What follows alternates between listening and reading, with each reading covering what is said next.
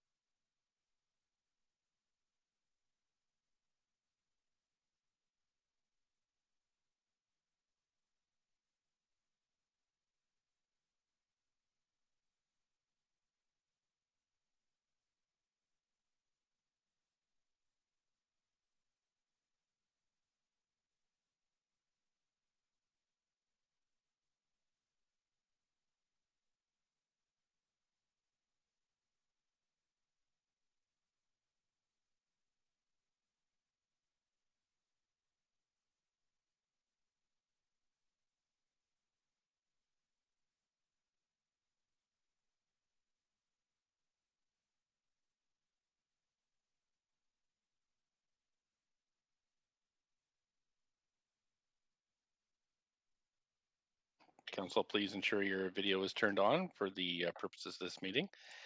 It is being convened by electronic means under Ministerial Order M192. And just hear people could check to make sure they're on mute. That would be great. Here's some background noise. Still hear background noise there. Somebody's phone going off. Thanks. So only council should have video enabled. Any staff or applicants should disable their video, and the clerks will check. That's just so that everybody has an equal chance to participate.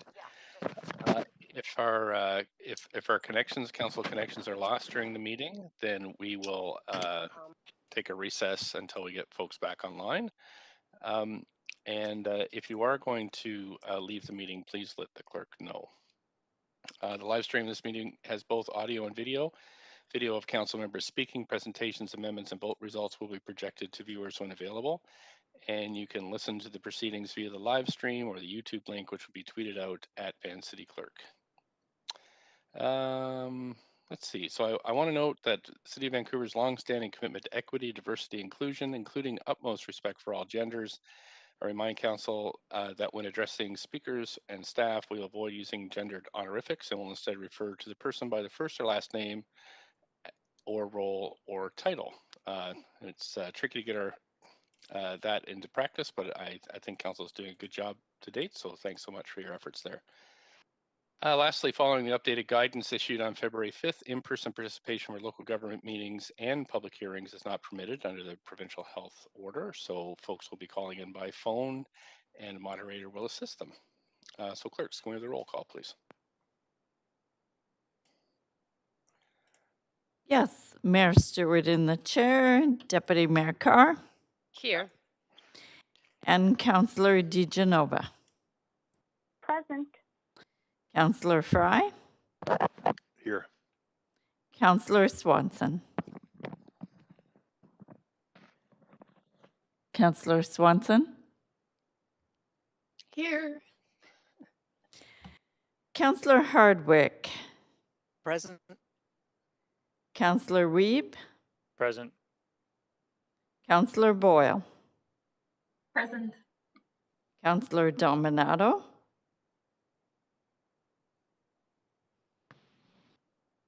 Councillor Bly. Present. Councillor Kirby-Young. Present. The meeting has quorum. Mayor Stewart. Thank you so much, clerks. We acknowledge first that we're on the traditional unceded territories of Musqueam, Squamish, and Tsleil-Waututh Nations, and thank them for having care for these lands for time immemorial. Also want to take a moment to recognize the immense contributions of the City of Vancouver staff who are working so hard every day in normal times and extra hard in these COVID times. Before I begin, there's some announcements. Speakers have 5 minutes to make their comments and should limit their comments to the merits of the report being considered. Speakers should also state whether they are in support or opposed to the recommendations and if they are a resident of Vancouver. Speakers may speak only once and should follow along on Twitter at Van City Clerk for updates for progress so they don't miss their turn. Any comments on agenda items can be submitted to our online web form at vancouver.ca/public-hearing-comments, and that link will also be tweeted out. And if you're going to, if pre-registered speakers have slides, then there'll be a slight delay and we'll help you through that, but it's helpful if you say next so we can move slides. Our role here this evening is to be a quasi-judicial body, which means that council is only to consider the merits of the rezoning application or heritage designation. Council members may ask clarifying questions from speakers, including the applicant or technical advice from staff, but should save debate for after the close of speakers. After hearing from speakers, council may 1, approve in principle the application, 2, refuse the application, or 3, defer the application for further consideration. So now we're going to continue on with the rezoning application at West 4th and Balaclava Street. And just a reminder that we dealt with items 1 and 2 on February 11th and 16th. Council received staff and applicant opening comments for item 3 and began hearing from the public, which will be continued last night and will continue this evening as well. So I believe we're starting with speaker number 41, Earl L.A. Smith.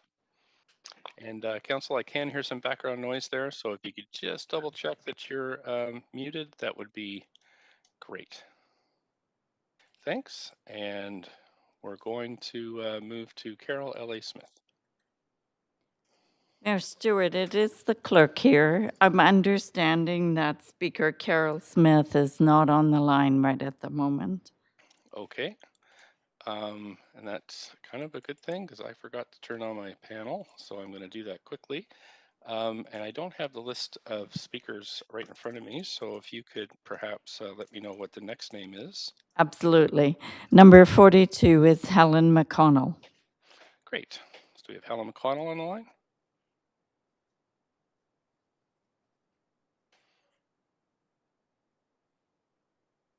Helen McConnell.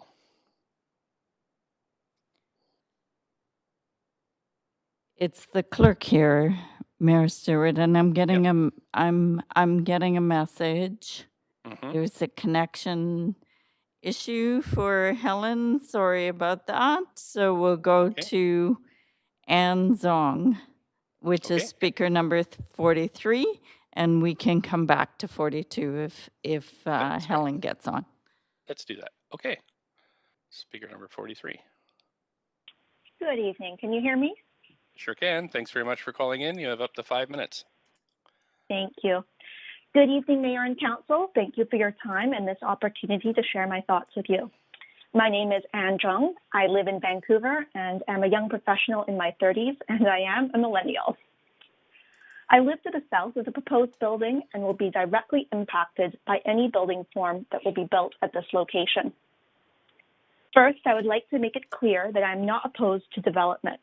I am opposed to inefficient, costly designs, and unfortunately, that puts me in opposition to this application. There are 3 points I would like to share with you tonight. My first point is that the proposed building has a number of design flaws that are not compatible with the neighborhood or with the objective of providing affordable housing. The proposed building has an inefficient building form. With only 16,000 rentable square feet in a 21,000 square foot building, 25% of the space is dedicated to non-rentable space, contributing to an oversized building. The balaclava option, on the other hand, is designed, built in collaboration with respected urban designers and the applicant, demonstrates a thoughtful, ground-oriented, missing middle form of development that is economically feasible, a better fit, and is supported by the community.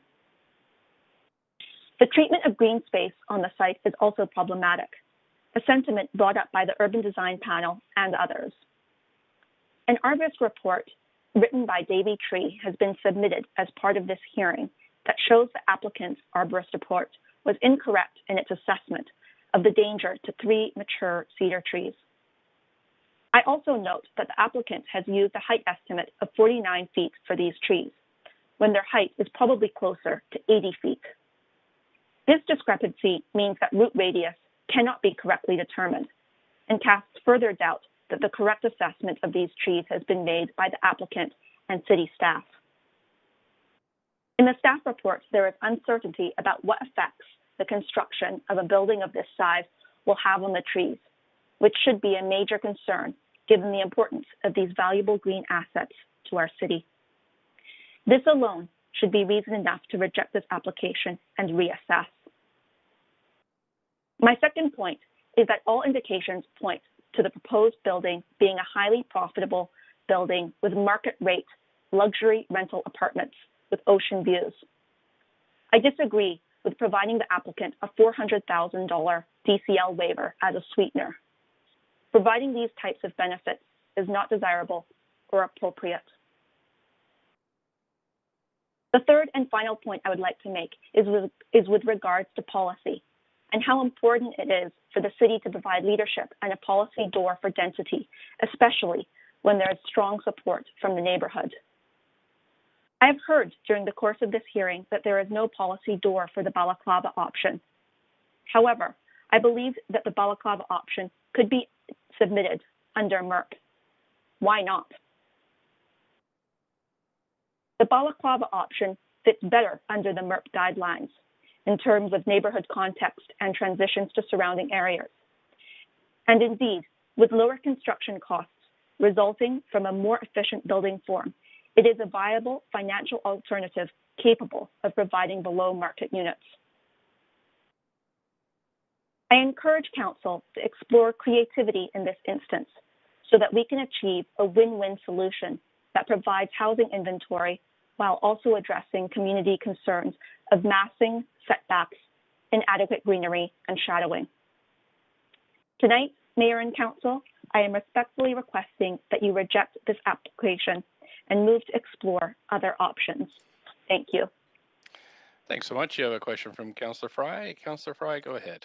Yeah, thanks. And quite briefly too, I'm just curious. I'm not an architect, obviously, and I don't have a lot of insight into land economics and how construction pro formas and all those kind of pieces work.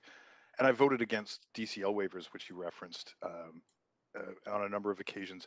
I have been supportive of these specific MERP DCL waiver projects because the amount that is being forgiven is actually going directly into the sort of vacancy controlled units, and so that means that they will not be subject to sort of market rates, but they'll rather be at a controlled rent level, which actually in the long range is a real sort of affordable housing asset. So I'm wondering if that has any bearing on your impression of this project, the fact that we're actually securing truly affordable units in perpetuity relative to just building market. Speaker. Thank you, Councillor Fry, for your question.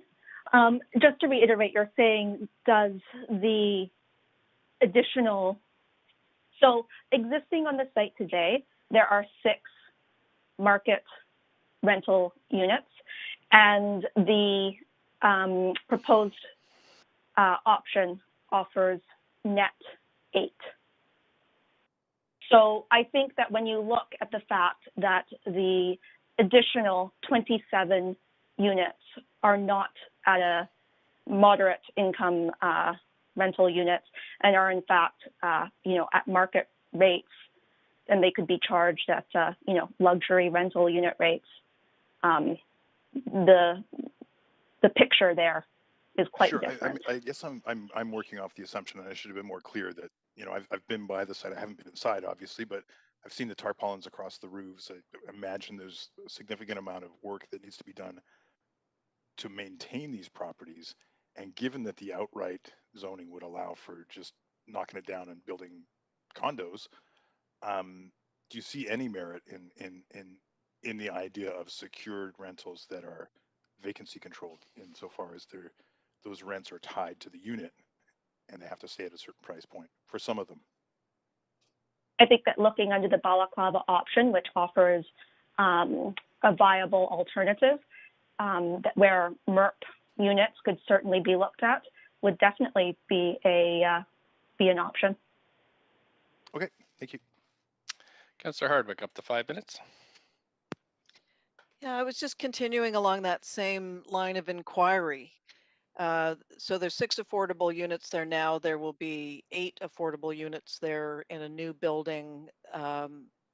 And in exchange for really 2 extra units, from what I just understood was said, there's a DCL waiver of $400,000. Is that accurate to your understanding? That's correct, yeah.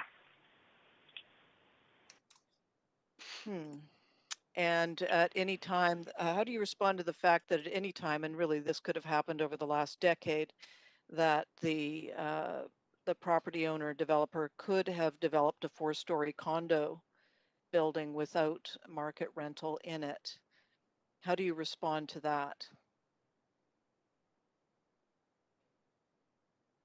I think that was at the discretion of the developer to, provide at market rental units. But I think that what the community is supportive of today is the balaclava option, which offers, rental housing that could be offered under the MERP program.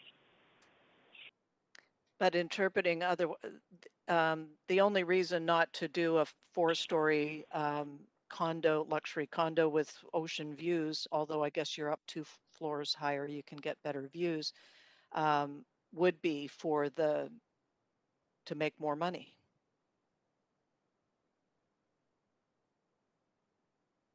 Would you interpret it the same way? I'm trying to wrap my head around what's going on here. So I thought you were quite articulate in the way that you were unpacking and dissecting this. So, no, absolutely. Oh, yeah, sorry. No, I didn't mean to interrupt. I was worried you dropped off there. No, I'm still here. So, my understanding is that the developer has had problems with, coordinating with the city of Vancouver to take a look at what policy options there are to date. And, I know that jointly the developer and the community have been looking at what types of forms of development. Now, when we look at the balaclava option versus, the proposed development before you today, you're looking at two very different building forms. One is kind of a large tower form that has been shrunken down. And when you take a look at a building like that, then there are inefficiencies in the design, which leads to less FSR versus the balaclava type option, which creates and promotes more building efficiency. So, I guess that you could extrapolate from that previously there wasn't that type of efficient building design forethought put into the process. But the balaclava option, as you're describing it, for all intents and purposes, doesn't exist. We're being looked at a comparison between what could be done under the existing zoning, which is a 4-story strata condo versus a MERP 6-story with 8 subsidized or non-market rental. So what council has been doing, from what I've been hearing, is comparing the two and not really taking into consideration the balaclava model, although it is very interesting. What I'm trying to get at here is what's the upside for the developer to do this, and is it ultimately the only way, to your point, of solving the problem? Do you understand what I'm saying? I'm interested in the balaclava model, but I don't know that council's in a position to judge it right now.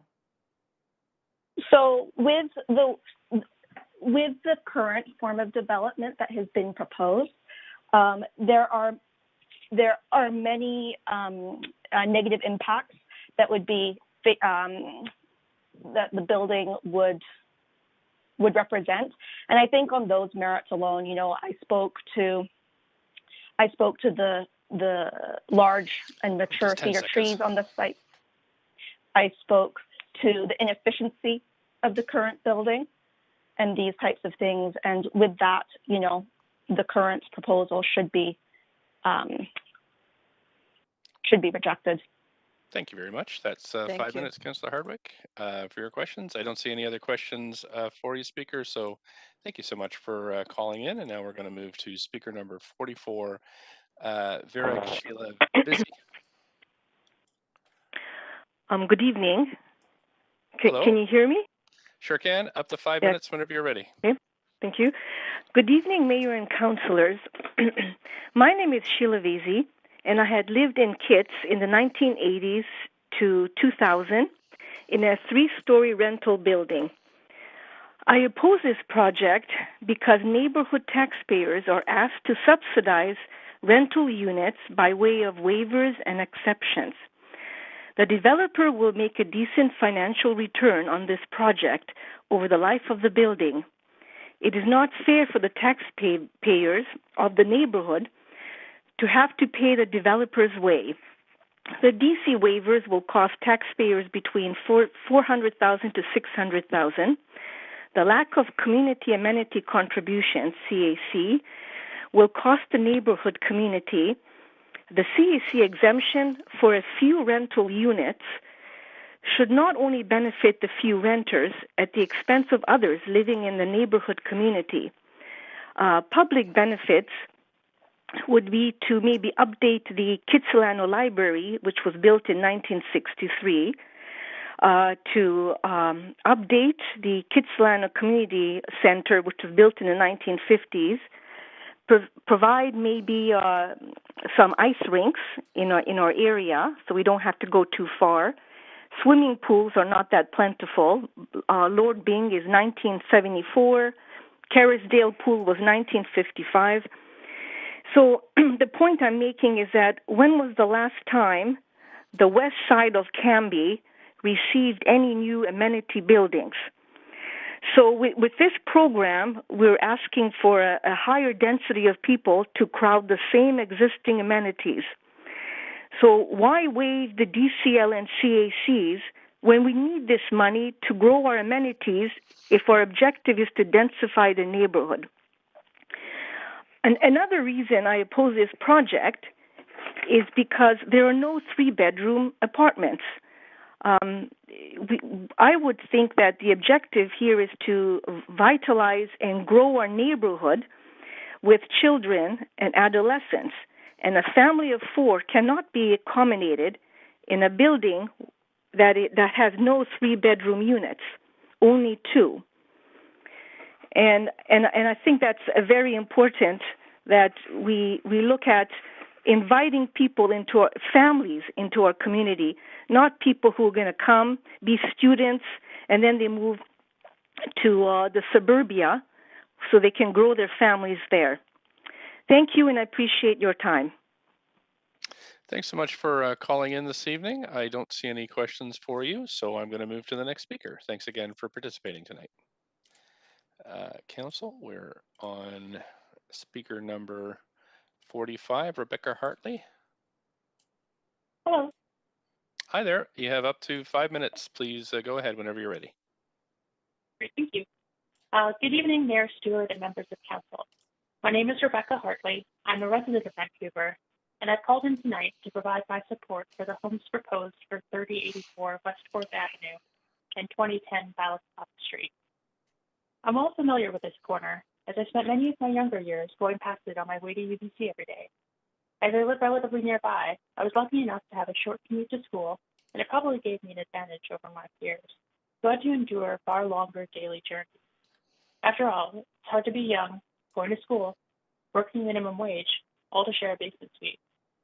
That's an insult to the character of this community, as Kitsilano is a neighborhood of the Habitat 76 Forum, which was about providing not just domiciles, but well-lit, livable homes. What would the youth who lined those beaches say today if they knew some of their friends would value a style of building more than helping their fellow humans? I don't know the owner of this property, but my understanding is they're a local family, so maybe they were there that hot summer day. Either way, they clearly heard that lesson, as rather than selling this property like a lottery winning or hoarding it, they're opting to create a building that will live up to Kitsilano's legacy. The years of consultation have resulted in design that saves trees, creates a welcoming community, and allows real low and moderate income people to continue to call Kits home. I know there's some who are fearful that change will ruin Kits, and in a lot of ways it already has. After all, time is unstoppable. The destruction of character homes for modern mansions paid for on the backs of basement suite renters is the definition of gentrification. However, a 6th-floor rental building is the antidote. I've sat listening to a lot of people over these nights who are fearful, and others that are outright greedy. I understand these desires, but we have to listen to our better angels. That's what Kitsilano was built on.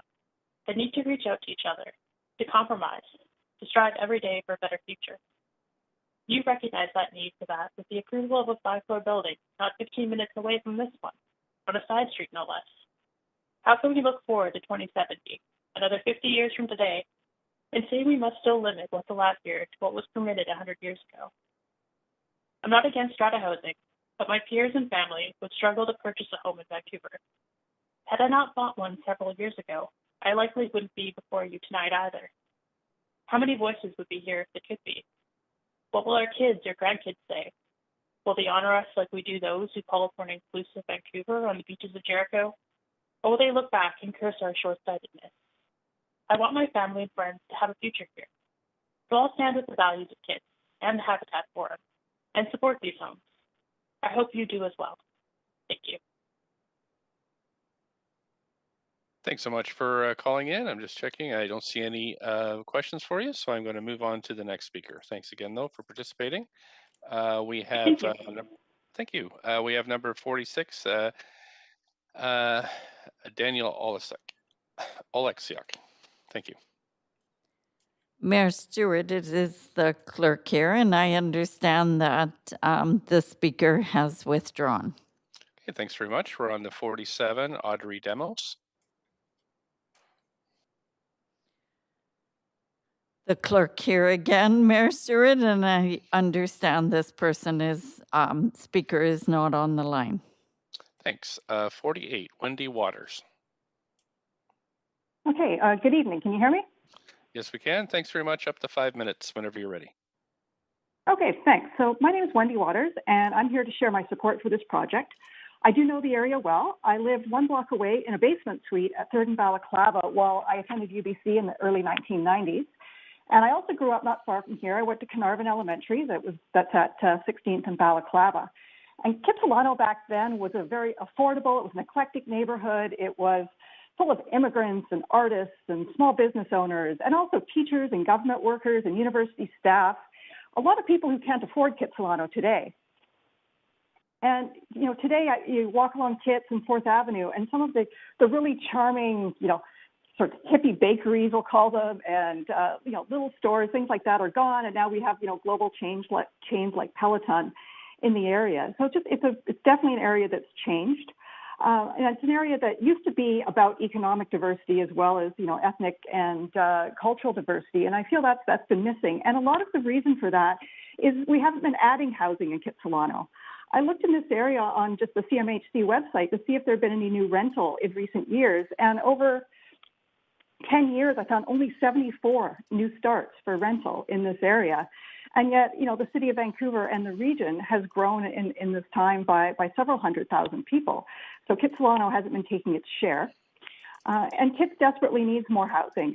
You know, when I returned from grad school in the U.S., I wanted to live in Kits again, but not in a basement, and there was nothing for me. Ended up in Marpole and then in East Van. I love East Van, but I also still love Kits, or would love that there'd be opportunities in Kitsilano, especially for people who live and work at places like UBC, as well as the hospital district and other places nearby. And we've heard, I think, on some of these meetings from some of the you know, the businesses in the area that just can't find workers because there's no place for them to live. You know, as a citizen of Vancouver, I did vote for many of you, and I was really hoping you would lead on the housing file. And I know that's going to mean making some tough decisions, but a lot of homeowners don't want to welcome newcomers. I said this area has hardly had any newcomers in recent years.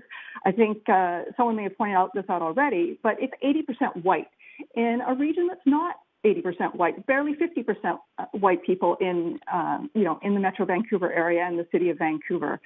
And I think that's, you know, to me, that's concerning. And why is that? Well, because we don't welcome newcomers in Kitsilano. And this building is one that could. We need rental. We need more housing. And this building is a very, I think it's a cute, small building on that makes good use of the site. It's on an arterial where there already are other large buildings. So I don't think it seems out of place. And as I said, I used to live a block away and you know, and know the area well.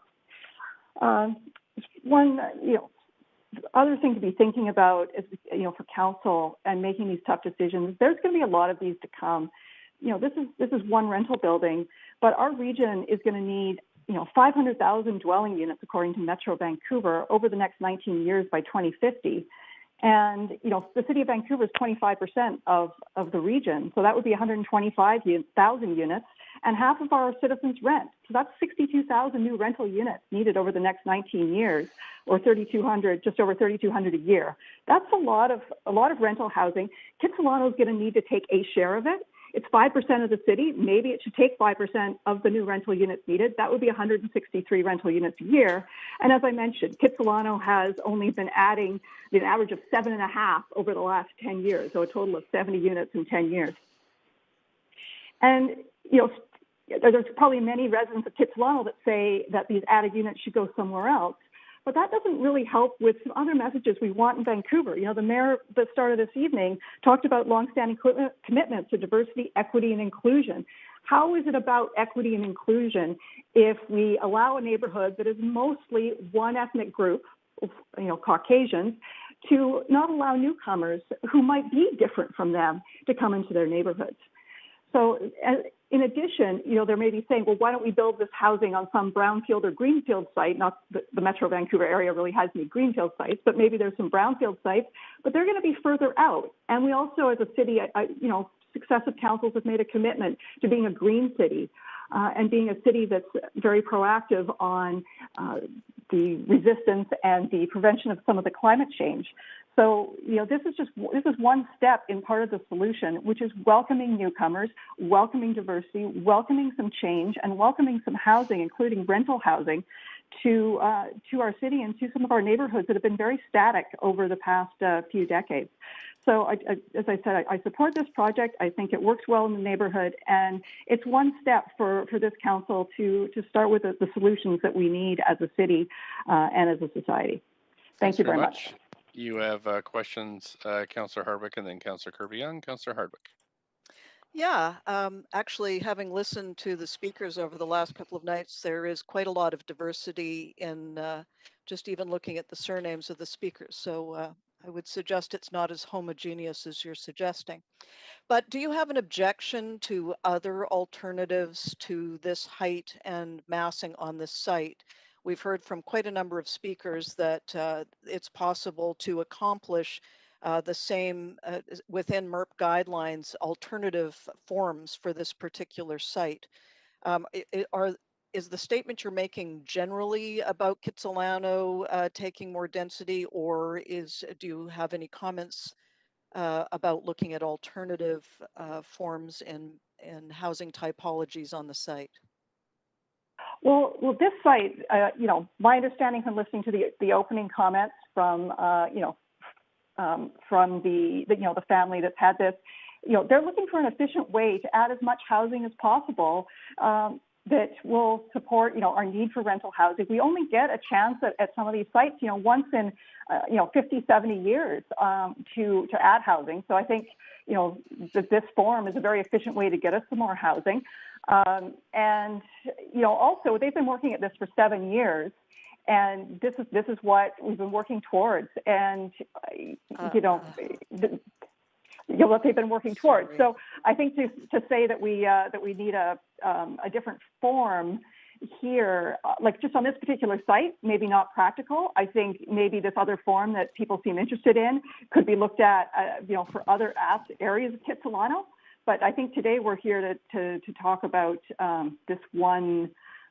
This one particular project that's been 7 years in the making. And actually, we just heard that this has been a recent submission, but notwithstanding, I'd like to get back on my questions. So, and on the brownfield sites, there were several that were mentioned during this public hearing around fallow gas station sites in the area. So I'll just park and ask you, do you work in the real estate and property development industry? Do I? Yeah, I work for companies that helps pension funds invest in real estate, including rental housing. Thank you. Councillor Kirby-Young, up to 5 minutes.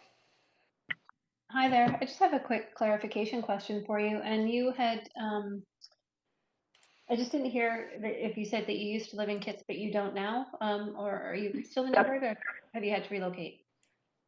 That's correct. So I lived in Kits. So I grew up just outside of Kits, and then I lived at 3rd and Balaclava for 2 years in the early 1990s in a basement suite. I then moved away to go to grad school, and when I came back, I wanted to come back to Kits, but there was just nothing there other than these fairly dark basement suites, and ended up in Marpole, and then ended up in East Vancouver. And that's where I live now, is in East Vancouver.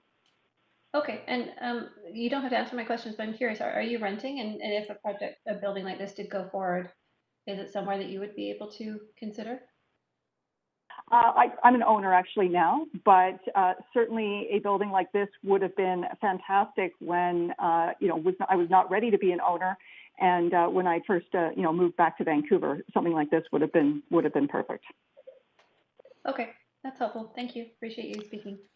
Thanks so much. That's it for questions. Thank you, Speaker, for calling in this evening. Council, we're moving on to Speaker number 49, Matthew Carter.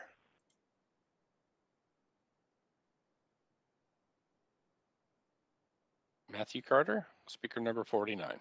Mayor Stewart, it is the clerk here. We had an indication that speaker number 49 withdrew. Okay, thank you very much. On to speaker 50, Stuart Smith.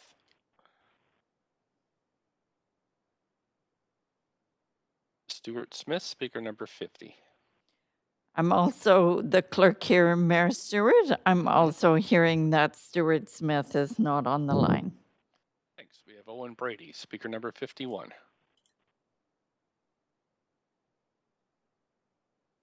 I'm just getting a message, so Okay, it's the clerk here.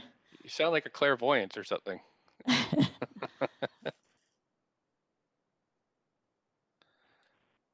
No, we do not have speaker number 51, Owen Bradley, either. Okay, let's try 52, Christy Wolf.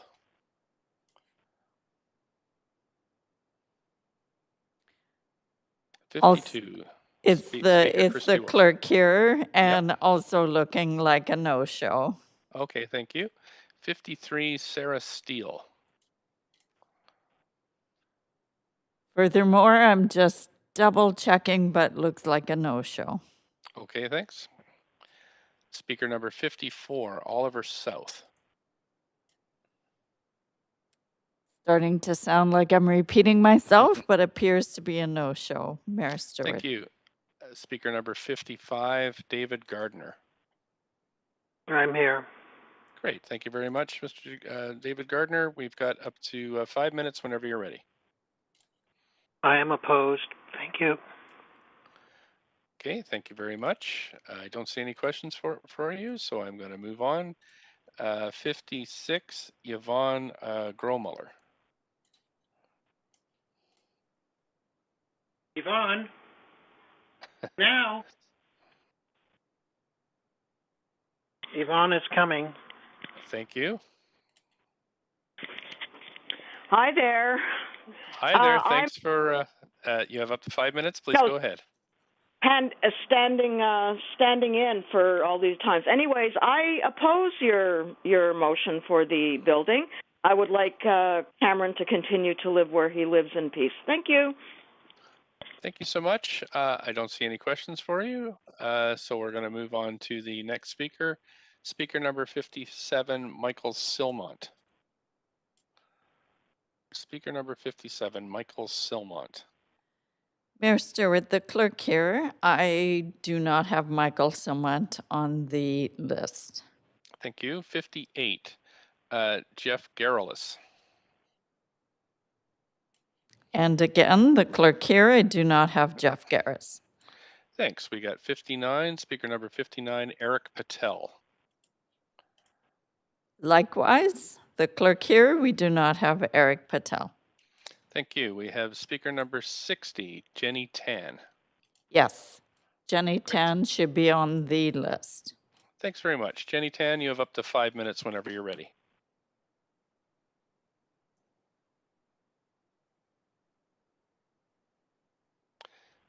Jenny Tan, speaker number 60.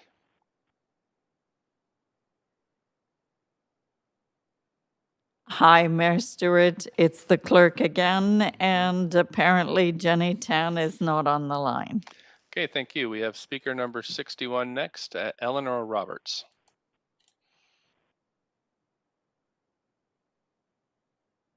Eleanor Roberts, speaker number 61. Mayor Stewart, I'm just double checking. Okay. 59 has come on the line. Would you like to go back to 59? Please do. Eric Patel, number 59, please go ahead. Hi, thanks for having me. And I wanted to start just by saying that I've been listening in these last several days, and I wanted to thank you and the council for anything else, just for your stamina and putting up with all this and listening to everybody night after night. It's very impressive, and just as a citizen, I'm grateful, so thank you. Thank you. I wanted to say thank you as well to Cameron Zupko, who I think has been taking his personal time to try to make the neighborhood better, which I really appreciate. And as you probably can tell from that statement, I'm strongly opposed to the development. I think it's too high. We've talked about the 6 stories. It's right next door to bungalows that are 1.5 stories, and that is really inappropriate. The setback is too small, in my opinion, and it really, as others have commented, seems to be out of scale with the community. And more than that, it feels like a design without thought. I mean, the main thought is we can sell a lot of those really high-end condos at the top, but to really integrate it with the community and give something back to the community, it doesn't feel like enough thought has been given to that.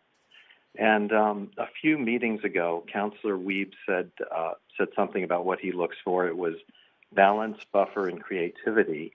And another councillor talked about neighborliness. And I don't think this meets the mark on any of those items. And so we give up all of that. And for all that, all we get is a 2 measly additional rental homes increase. And that just doesn't seem like an appropriate trade-off. And I'm also concerned about the process. From what I understand, although I wasn't personally involved, I understand that the city was involved in basically curtailing discussions that were working well between the developers and the neighbors. And that just doesn't seem right. And it makes us as neighbors question both city government and the role and governance and the role of the planning department. And I believe that the council has the ability to put that right with your decision on this. More broadly, I think probably all of us have observed that this area on 4th west of McDonald for the next couple of blocks is really struggling to find its feet. I mean, I feel that it needs some form of revitalization. Totally in favor of development. I'm totally in favor of far more rental units in the area. But this one just doesn't meet the mark in terms of helping the community with that revitalization. If you look along that corridor, there aren't many open spaces, but there are a few, gaps that are just sitting there like open wounds. The longest lineups are for the cannabis stores and the liquor store. And there are retailers that are really creative, have useful things to offer the community. And many of them are really struggling. And, there's a closed Starbucks on the corner. It needs more than a soulless, big development that, violates all of the zoning in the area.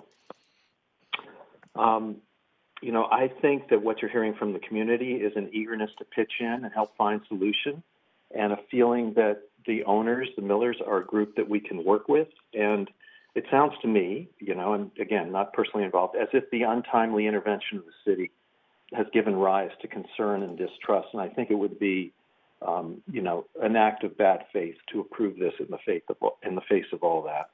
So I'm a big believer in the balaclava option. I know it's not right before you here, but I think give us a chance to do something right with this space, and I'm certain there would be solutions. And with that, that's all I have to say. Thank you. Thanks so much. You do have some questions. Councillor Wiebe, followed by Councillor Kirby-Young. Councillor Wiebe, up to 5, please. Yeah, my first question is, great that the neighborhood's getting so involved, and I know that there's a lot of options moving forward in the building phases to do a lot of the design work. What type of design elements would you like to see, recognizing that the Millers are listening to us right now? So what elements would you like to see in this building that would make it more palatable? Yeah, well, I'm not an expert, right? I'm just a citizen, yeah. Excuse me, happens to live in the neighborhood.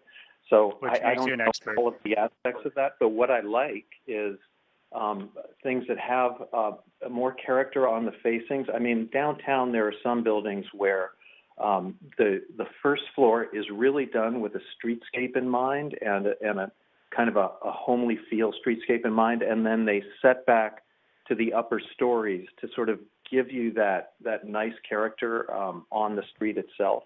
I feel like that's something. Probably a little more in terms of setback and what that can mean for greenery. Beyond that, in terms of amenities, et cetera, I'm just not well versed enough to comment intelligently. I apologize. No, that's good to know. And I know that a lot of people have come forward and been talking about the balaclava option. recognizing that removes elevators and reduces accessibility, do you think that living in place in Kitsilano and accessibility should be one of the concerns we're looking at when we, as council, look at these projects? Yeah, well, I think so. I mean, I would hope that there are options in terms of ground floor accessibility that would be viable there. In terms of that trade-off, I can't speak to it. I mean, in terms of what the demand is and, you know, what the need is for elevators in terms of percentage of the population, et cetera. I'm just not familiar with that. I really appreciate it. It's been really good to hear so many from the public. Thank you so much. Sure, thank you.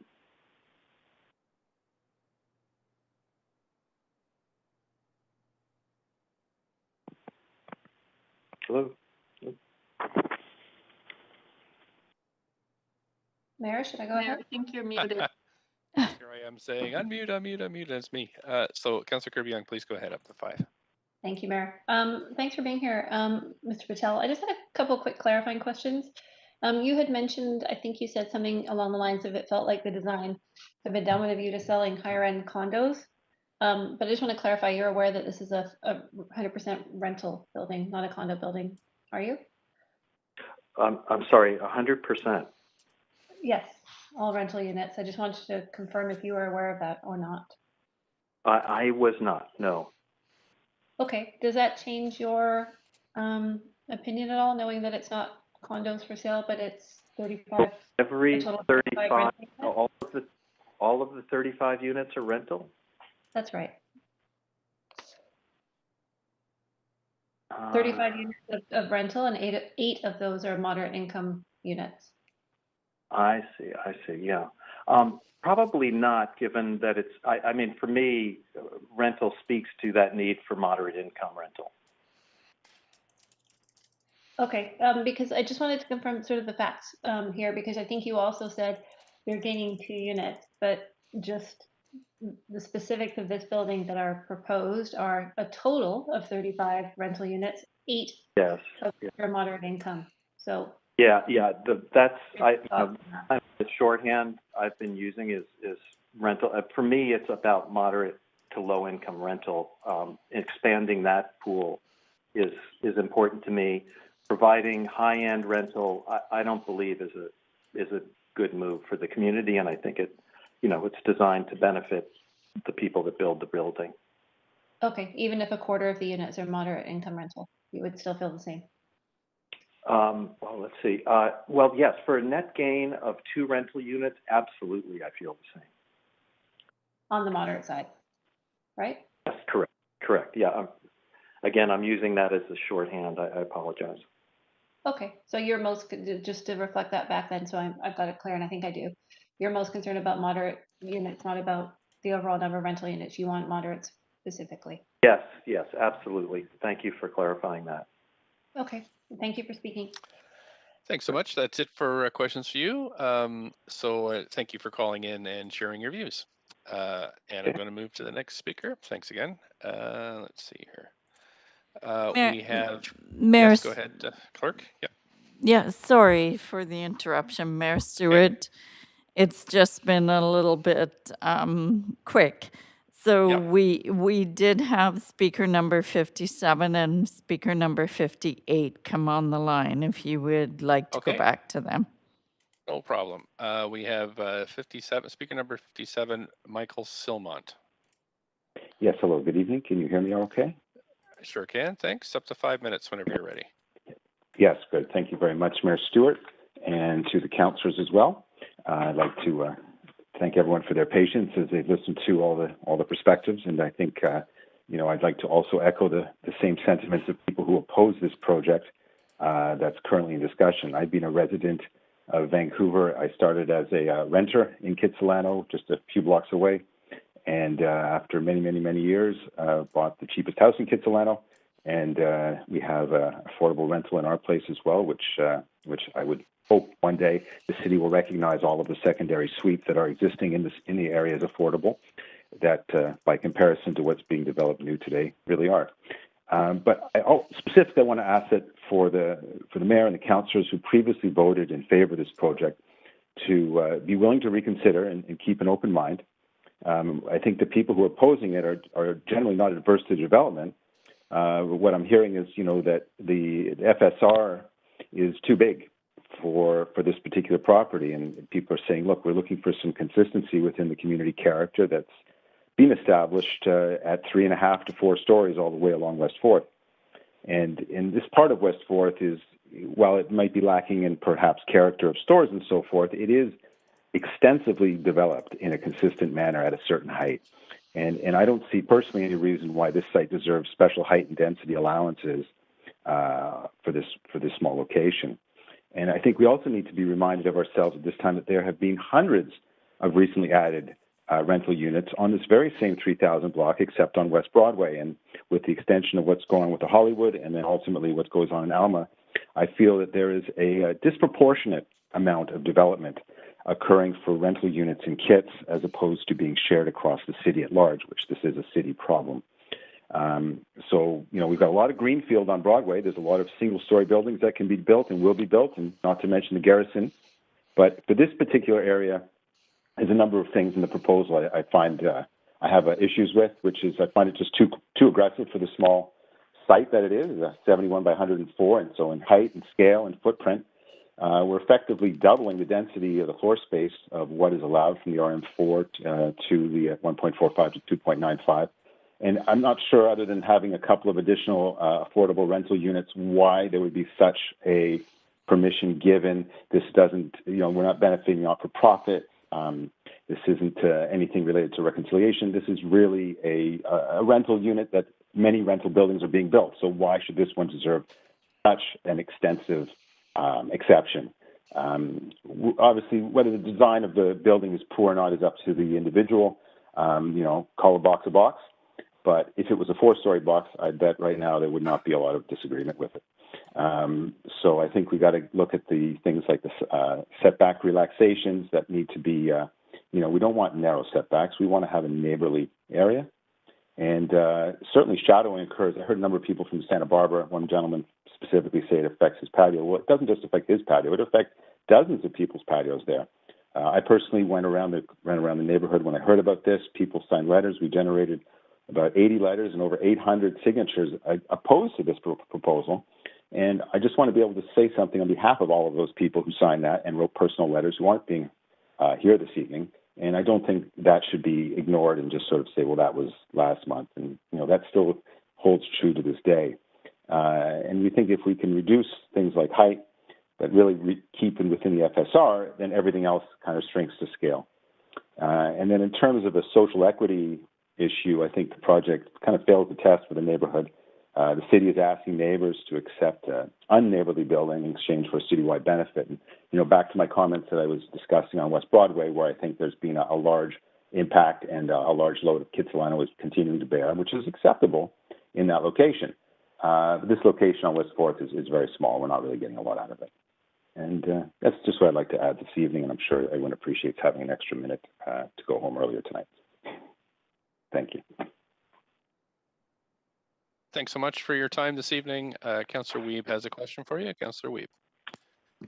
Yeah, one of the things we keep hearing is that this isn't the right location. And I would agree. I think that 4th and McDonald could have more density in other spots, but we're not the ones bringing the projects forward. We're not the ones that are determining what happens on each lot. And so I'm wondering, recognizing that this developers come forward to us and as residents, how do you feel about us being able to look at this project on an individual basis?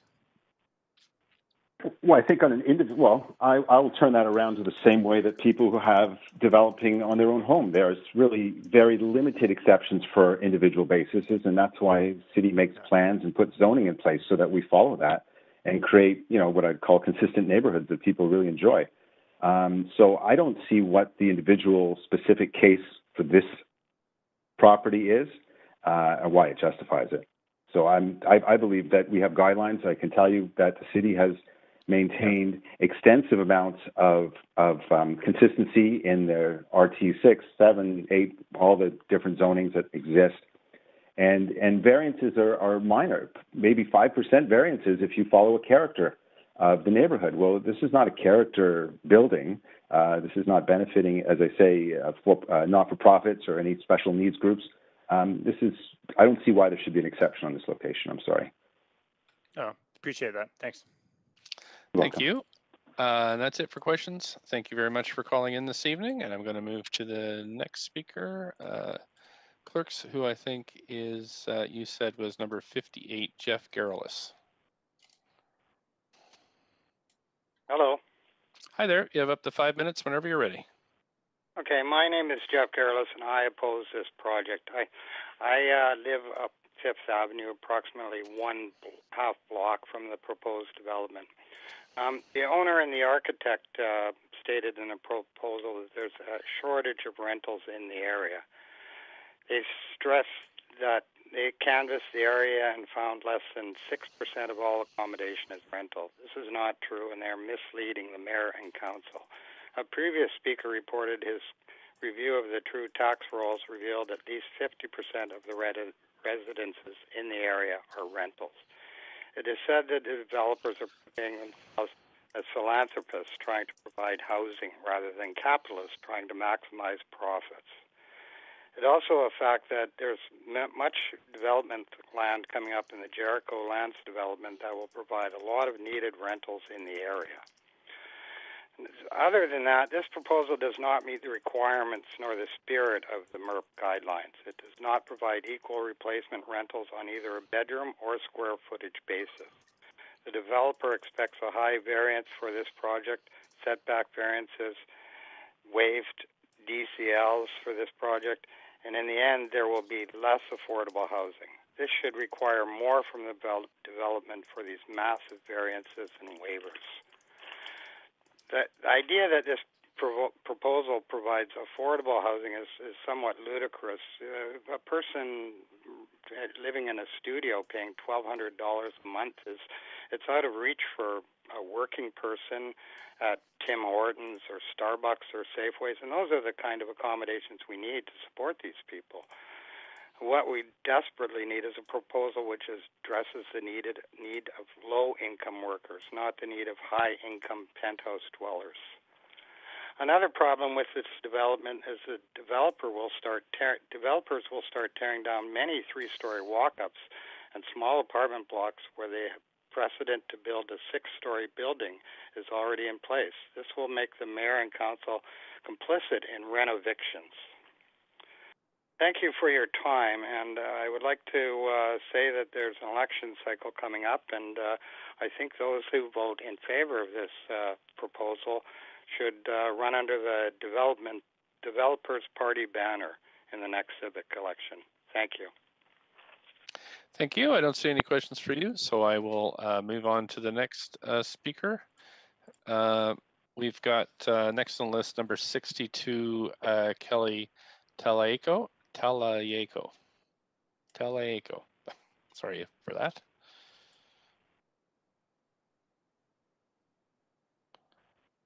Clerks. Mayor Stewart, it is the clerk here. And I butchered the name as Kelly Talaeko. Sorry. No worries. I'm not seeing that speaker is on the line, but I had understood that speaker number 60. Did we already hear from Jenny Tan? I don't believe so. So I'm happy to call Jenny Tan speaker number 60. Hello, Mayor and Council. Can you hear me?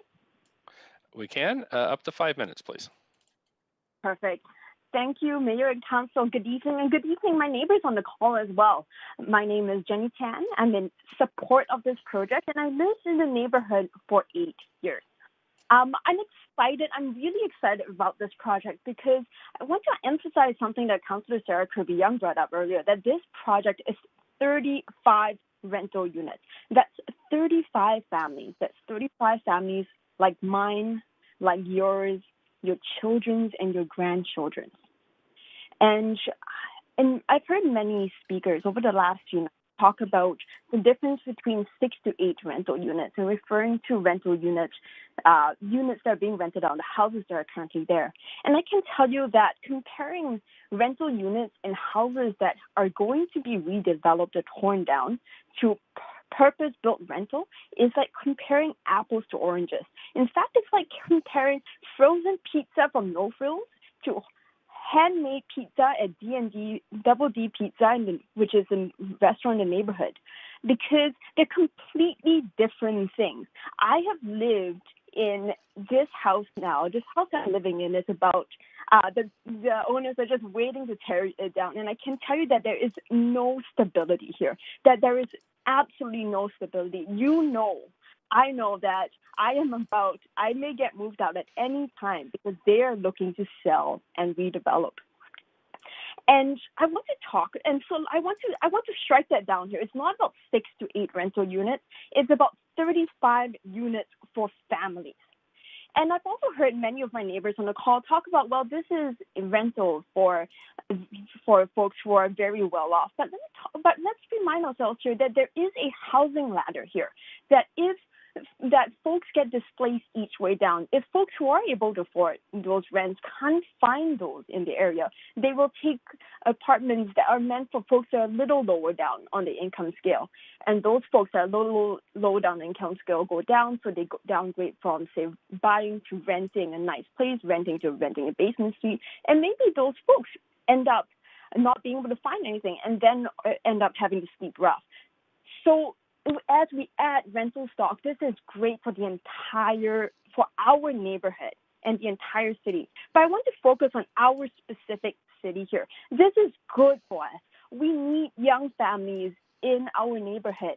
I think about all the elementary schools in the neighborhood and how much we all love having young kiddos in our neighborhoods, how we love having kids laugh and play on their way to school, in school and out of it. And without new housing for new families, we will not have children. We will not have new children come in our neighborhood. And this is all desperately and crucially important to us. The other thing I want to address here is accessibility. It is so important for us, for having our seniors be able to age in place. That's something we owe the seniors who built our neighborhoods and have built our communities.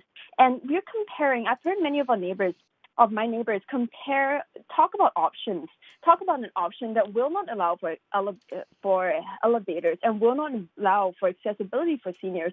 And to say that, I've heard a lot about my neighbors talk as well about 3 trees, the danger to the 3 trees. Well, let's talk about trade-offs. Everything in life, as we all know, is about trade-offs. And if we are going to talk about the viability of trees, which are very important, but 3 trees compared to the stability of the lives of 35 families and the ability of people to age in place, there is no comparison here. There's absolutely no comparison. So for my neighbors who are thinking about equity, about the vitality of the neighborhood, I think this is such a great idea. I also want to talk a little bit about, I've heard another speaker talk about brownfield sites. Why don't we put people on brownfield sites? Well, let's remediate brownfield sites and put people on those too.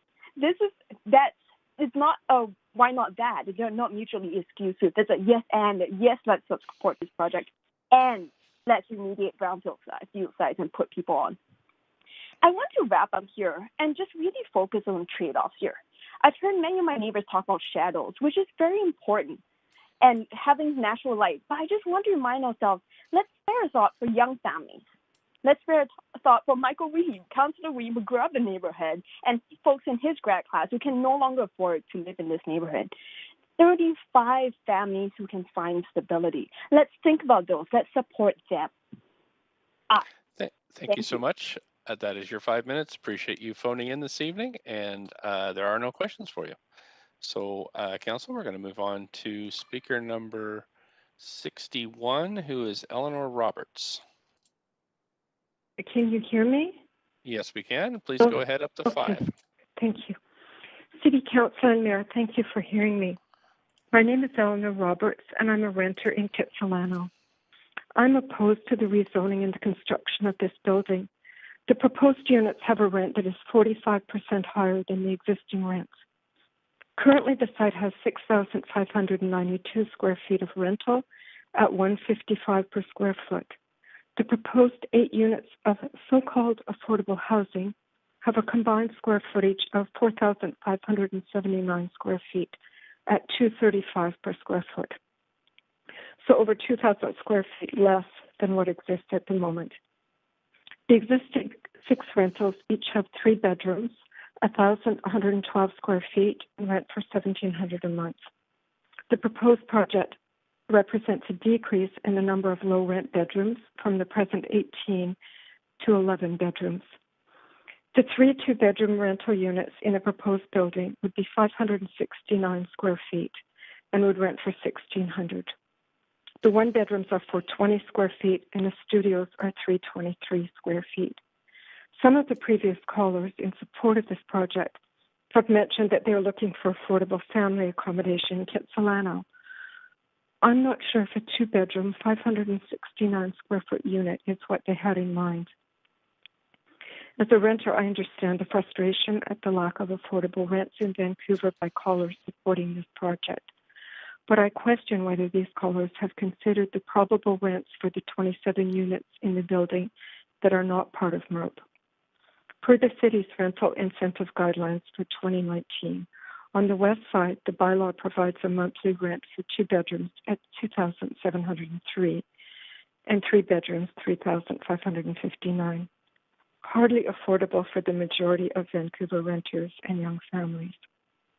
According to CMHC, buildings built in the past 2 years generally rent for about 45% more than all other buildings. The vacancy rate for 1-bedroom completed in the past 2 years is 22%. This is from Kerry Gould's article in Globe a week ago. According to Statistics Canada's 2016 census, 54% of the households in Kitsilano are rentals, which is much higher than a good part of the city. MERP policy guidelines state in the 3G table explaining the criteria for MERP projects in RM zones. Consider redevelopment of highly underutilized sites with a low number of existing tenants. Buildings with a maximum of 3 existing rental units. This is certainly not an underutilized site with a low number of tenants. I question the city staff's interpretation of using the word building rather than site as a way to justify this project. Surely the spirit, if not the letter of the law, would make this site ineligible for MERP. Here we have 6 existing rental units and 13 tenants. The discrepancy between the definition of site and building seems an example of lack of common sense, of bizarre nitpicking. I also have questions about the landscaping that was shown on the architectural rendering presented on February 16th. In looking at the size of the site and the size of the proposed building, it seems unlikely that there's actually room for trees of the size shown on the drawing. Some mention was also made of garden plots. Garden plots somehow gives a misleading idea of a sizable garden area. Was the landscaping added just to make the project seem more acceptable? What guarantees are in place that the depicted landscaping will actually happen once the building is completed? My family rents a suite in an older Kitsilano character home.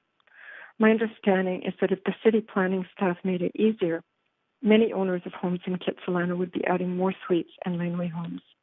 Why does the city make it so difficult for them to do so and yet allow rezonings to take place that seem so destructive of neighborhood morale?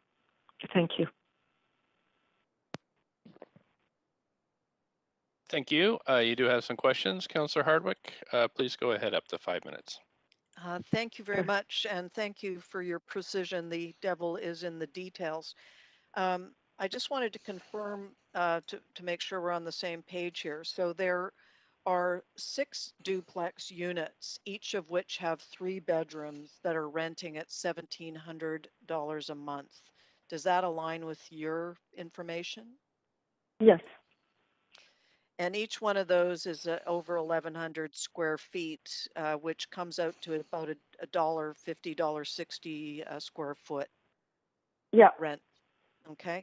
And then there's 8 MERP units in contrast, so a net increase of 2 units.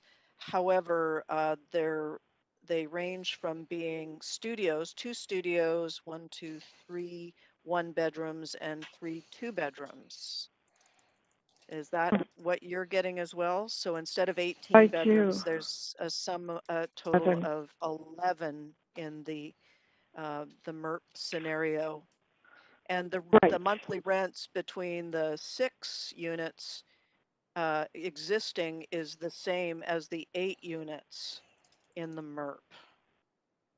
Yes, that's still correct. on the same page? Yeah, but there's And 2,000 square feet less, and the rent is 35 per square foot, as opposed so the to 6 155.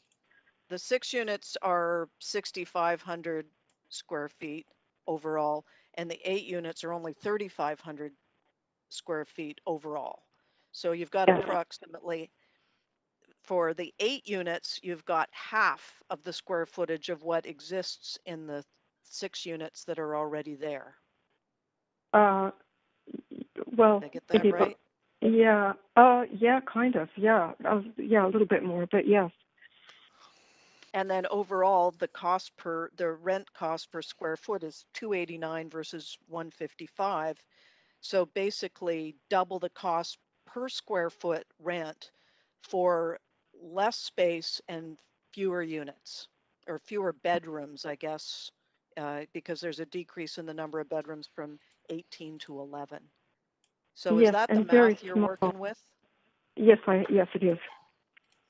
So what we're giving here is we're losing 6 3-bedrooms that are affordable. Overall, we're gaining 8 units, but losing in overall beds. And the cost is double, basically, per square foot for the units in a direct apples-to-apples comparison. So please keep the questions in this segment. I'm just verifying because we are going through I'm just saying we're going through the details, and I want to make sure that we're on the same page in our analysis. So it doesn't seem all that affordable somehow. Okay, well, the devil is in the details, and I appreciate your attention to the details. Thank you. Thank you.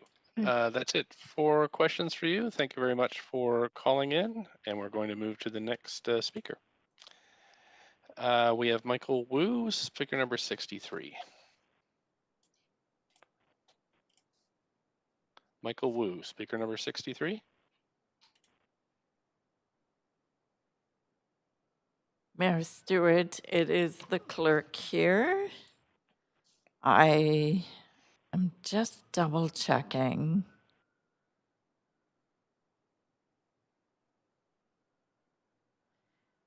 No, apparently speaker number 62 is not on the line. Okay, that was 63, looking for Michael Wu, and then 64 or Victoria Wu.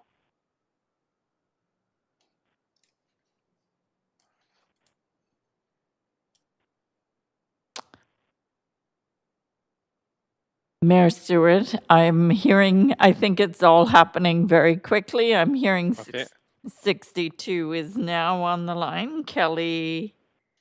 Taleko. Thank you. Kelly Taleko, speaker number 62. Please go ahead, up to 5 minutes.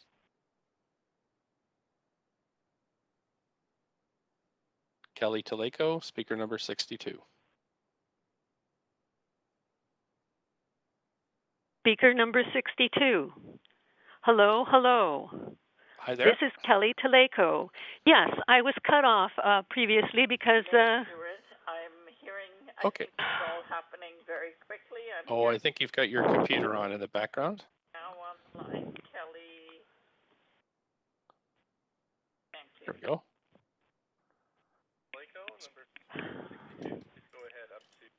Mayor Stewart, will you give me 1 minute, less than 1 minute, to now mute my speaker because I had to call just what's going on?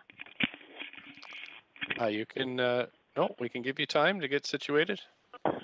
I need to mute my computer. Yes, I was That's right. Previously because... Sounds better. Hello, this is Kelly Taleko. Hi there. I'm Hello, Mayor Stewart, and good evening, councillors. I am Kelly Taleko, a long-term Vancouver resident, speaking this evening in opposition to this proposal on the grounds that Vancouver citizens have not been correctly informed about the rezoning process. In the past year, I've spoken at several public hearings always to the same point, that I urge Mayor and Council to ensure that communications to residents reflect the reality of the rezoning process, about which there is clearly widespread misunderstanding. At most rezoning hearings, including this one, citizens have come forward to point out that a proposal does not meet the criteria laid out in a community plan or an approved city policy such as MERP. To them, it has seemed obvious and logical that an application that does not satisfy requirements should not be approved. It has seemed obvious and logical that the parties to determine neighborhood fit are the neighborhood. Yet, with the sole exception of a South Granville site in the vicinity of a hospice, every housing application brought forward by the Planning Department has been approved by the majority of this council. If only Vancouver residents had understood the little-known fact disclosed at the January 20th City Council meeting. I call your attention to the city website video of that meeting and the time period approximately 8:04 to 8:36 p.m. A discussion took place about whether applications such as this one should move to public hearing if they do not meet the criteria of plans and policies. In that half hour, clarifying statements were made by Acting City Manager Mockery, Deputy Director of Current Planning O'Donnell, Legal Counsel Goldberg, and Mayor Stewart. All of them stated that the Planning Department is free to bring forward projects which do not comply with plans or policies, and not only is planning free to interpret plans or policies, but City Council is free to approve projects whether or not they comply with existing plans or policies. This is an astonishing revelation which should be widely communicated to residents. I repeat the time frame on the video, 8:04 to 8:36 p.m., and I note particularly Mayor Stewart's helpful clarity in stating at 8:36 p.m., quote, "Because we pass a policy, it doesn't mean we're bound to follow it," unquote. This is the kind of crystal clear communications that residents deserve. No wonder that the processes associated with rezoning decisions have been viewed in some quarters as done deals or smoke and mirrors. No wonder that residents feel betrayed or cynical when decisions appear to ignore stated requirements like number of stories, FSRs, neighborhood character, and so on. The revelation of January 20th makes clear there are no impediments to planning considering, nor council approving, anything. If this important revelation can be widely communicated, perhaps citizens can then understand why Council is even entertaining a project that does not fit defined parameters. In fact, some further clarity is needed. If Planning and Council are free to consider developments that do not meet the criteria of approved policy, why is it that the balaclava option cannot be considered on the grounds that there is no policy framework to accommodate it? This makes no sense. So there needs to be a framework so that policies within the framework can then be disregarded. I'm one among many speakers you've heard who believes that words have meaning and policies are meant to clarify ground rules that have been previously debated and agreed to. No one comes out looking good when the goalposts keep changing. In the words of an eminent 19th century personality who is still read today, quote, "If I had a world of my own, everything would be nonsense. Nothing would be what it is because everything would be what it isn't. And contrariwise, what is, it wouldn't be. And what it wouldn't be, it would. You see?" Unquote. That's Lewis Carroll speaking through the Mad Hatter. Well, this is no tea party, and your vote tonight, Mayor and Council, has important implications. Citizens who have spent time and energy to develop a locally accepted solution to a complex issue will soon learn whether neighborhood-based planning has any meaning at all, except for the city, staff, and elected officials to be able to smile, to thank the speakers, and check off a box labeled public engagement. Thank you. Thanks so much. I don't see any questions for you, so I'm going to move on to the next speaker. Just checking with the clerks here. I've got 65, Mark Werner.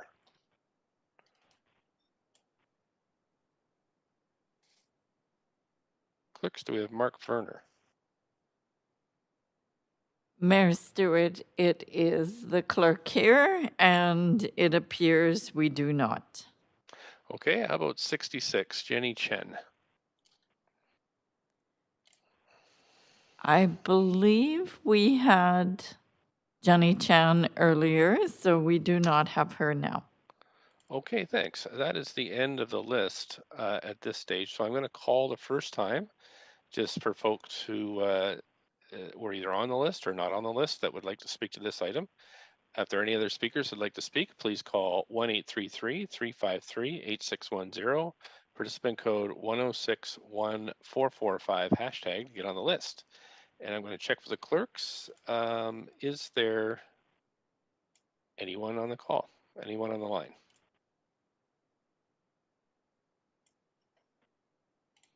Mayor Stewart, I'm just checking. I'm getting some messages here I need to read. Could you just? Sure. Yep, oh, no problem. Go okay. right ahead.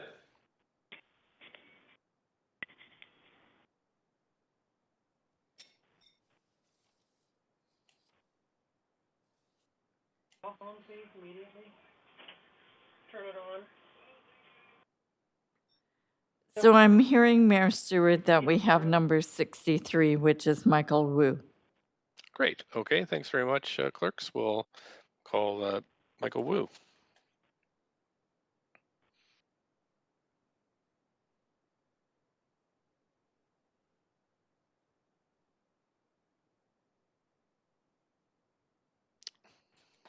Is it working? Mayor Stewart, it is the clerk here. I understand Michael Wu is on the phone. Great. Thanks so much, Michael. Michael Wu, are you there? Yes, I'm here. Can you guys hear me?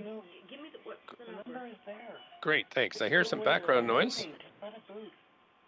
Hi, hello, Mayor and Council. I am a resident of Vancouver, and thank you for the opportunity to talk to you tonight about why I oppose the fourth and bylaw development. First, I personally believe that it is a poor design. It is just a box design that does not fit in with the neighborhood. Can I just pause you there for a second? I just want to pause you there because you're fading in and out a little bit, and I can hear some background noise, so that it does make it difficult to hear you.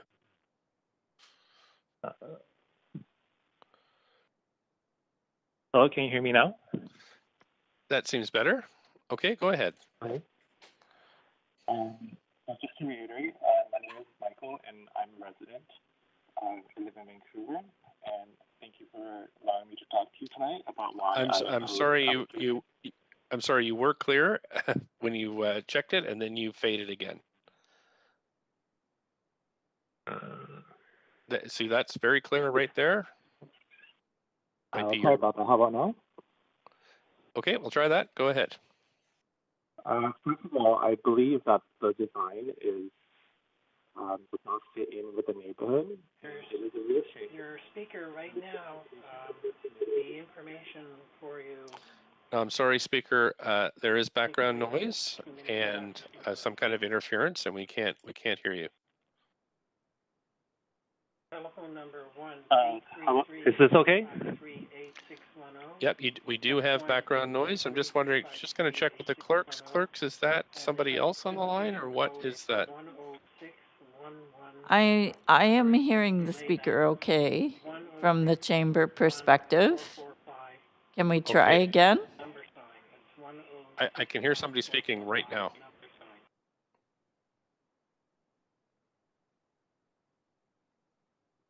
Okay, perhaps speaker, we can go ahead. It does sound like an echo. Perhaps you've got your computer on or something in the background, but let's try it again. Sorry for this. It's okay.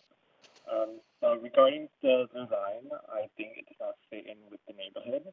And since the application was submitted in January 2020, the developers had more than enough chances to change the design to fit the neighborhood. but instead the developer chose not to make any real changes and to take the chances in hearing, I think the application should not be rewarded for ignoring the community's attempts to engage them. So because of this and the lack of community support, I urge the council to reject this application. It is also clear from talking to the surrounding communities that the building itself is not a good fit for the lot size. The building needs to be scaled back to fit in with the neighborhood, and there are no other buildings of similar size in the area. The RM4 zoning was established to protect residents in RT zones from exactly this type of oversized spot zoning. It is true that the city has a mandate to increase the supply of housing, however, not at the expense of the rest of us. This building forces the adjacent neighbors and the rest of the neighborhood to take a disproportionate amount of the negative impacts. Housing needs to be distributed more evenly throughout the cities, however, not like this. Lastly, I object to providing the applicant with a utilities waiver of almost $400,000. Any building built at this site should pay for its own fair share to upgrade the water, sewage, and drainage infrastructure. It is not fair to the taxpayers of the city to pay for the developer's way. The developer has many ways to make a financial return at the site, through market or non-market rents. Please do not offer our taxpayer money to this developer to pay his utility upgrade expenses as well. If the site is to be developed, then I support the alternate design that has been proposed by the community called the Balaclava option that has been put together by the West Kitsilano Residents Association and We Love Kids. If the Balaclava option can get a comparable rentable square footage while at the same time gaining support of the community, then to me it is a much better option, and I hope council will take the leadership that is needed to the applicant and the community and the policy together to make this happen. Thank you, and once again, I oppose this application, and I urge you guys to reject this rezoning application as presented. Thank you. I'm sorry about so the much. technical difficulties. No, that's okay. Thanks so much for calling in. You don't have any questions, so I'm going to go to the clerk and see if there's anybody else on the line with a second call.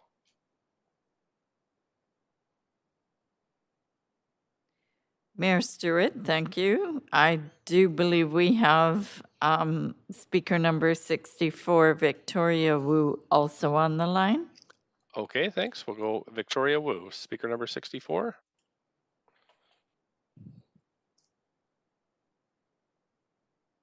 Victoria Wu.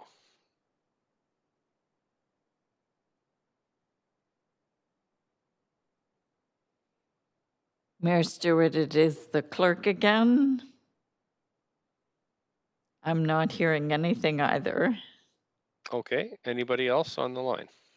So the next two speakers is number 65 and 66, but I am not hearing that they are on the line. Okay, I've called Jenny Chen and Mark Werner already. I've called their names, but if they're on the line, they're happy. So Mark Werner's speaker number 65.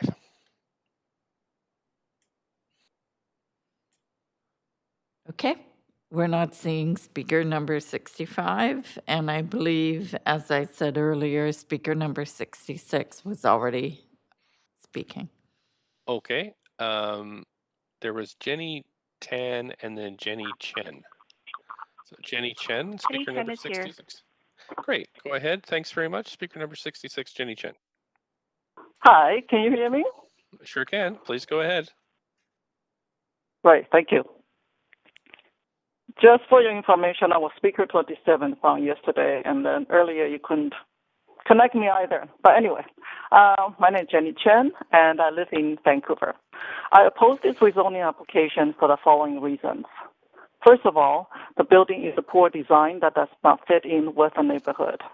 It is also clear from walking around the neighborhood that the building itself does not fit the lot size.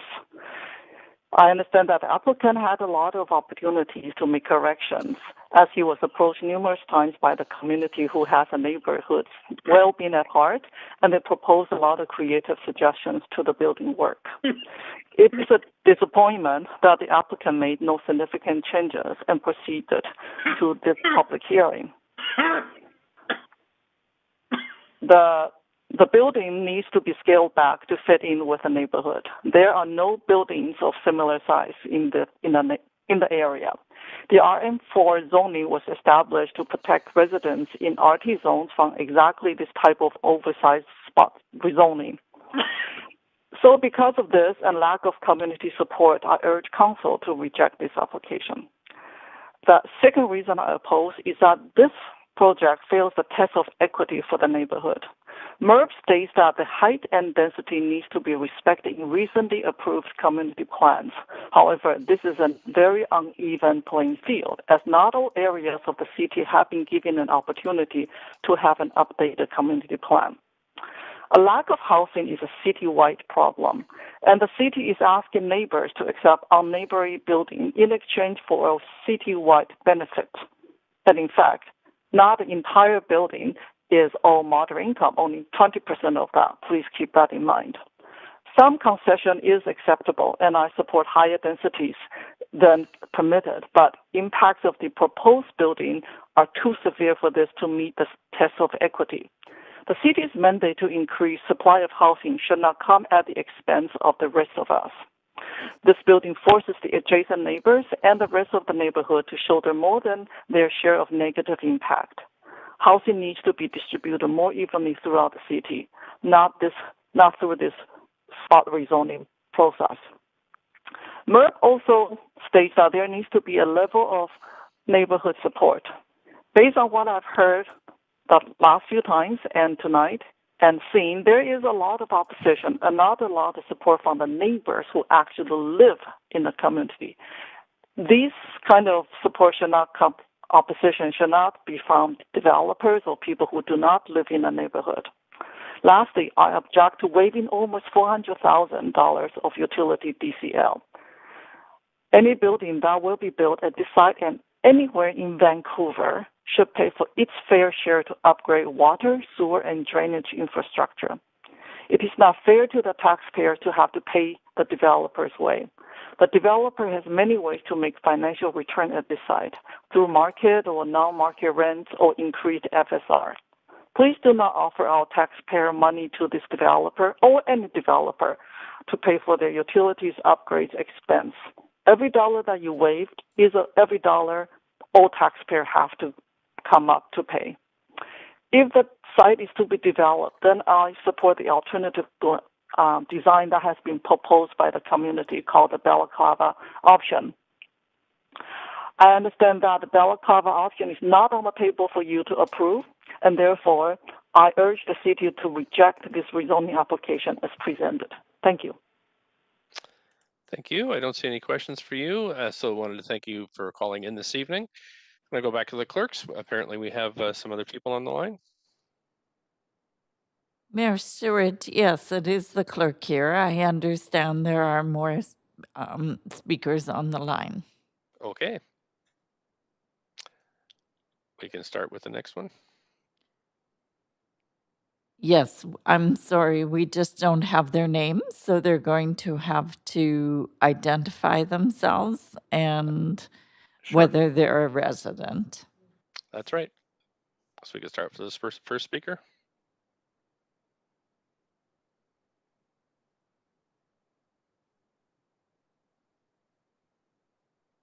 If there are any additional speakers that would like to address council, please press *1 on your phone now.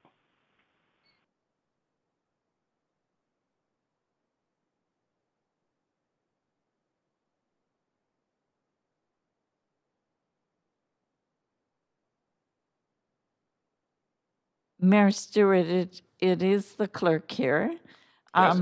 Apparently, we need to be able to speak to the speakers and determine who is on there to speak. So if you want to do your first and second call, then we can take the recess and get that business done. I have done the first and second call, but I will do the third call. And then we'll take, do you think 5 minutes is sufficient, clerks? Yes, that will be great. sufficient. So council, I've made my third call now, and we will take a 5-minute break to sort out the remaining speakers. And so we'll come back at 8:01.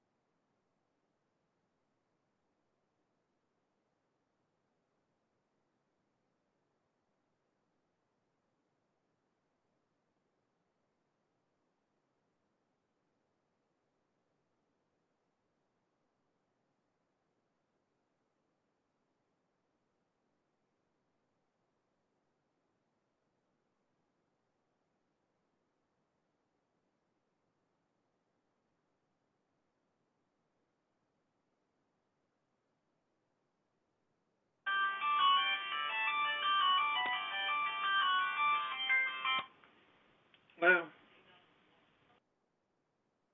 Yeah.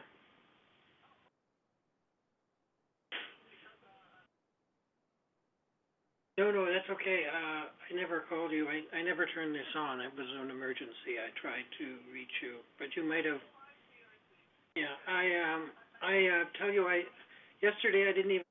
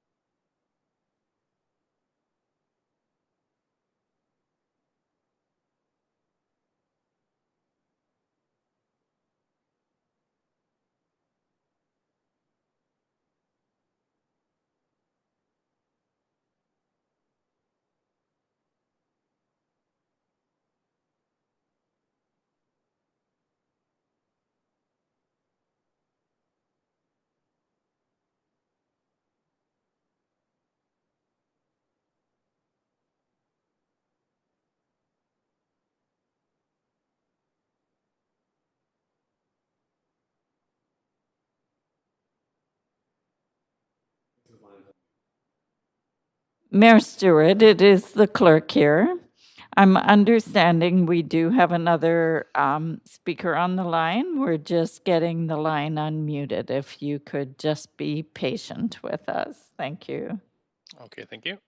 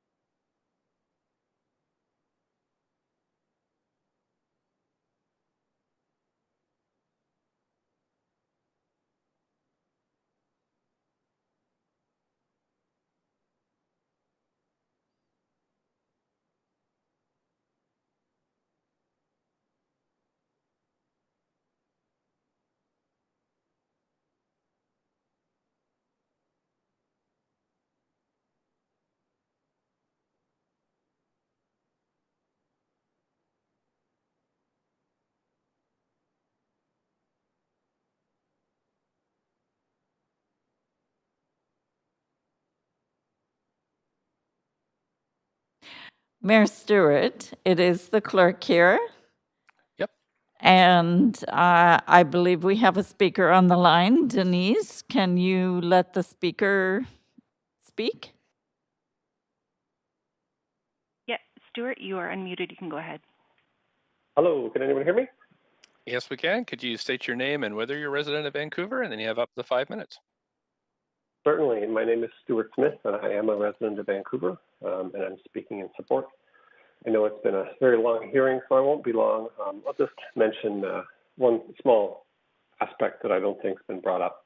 From the city's planning department, you can get some population stats, population by age and income and all the rest.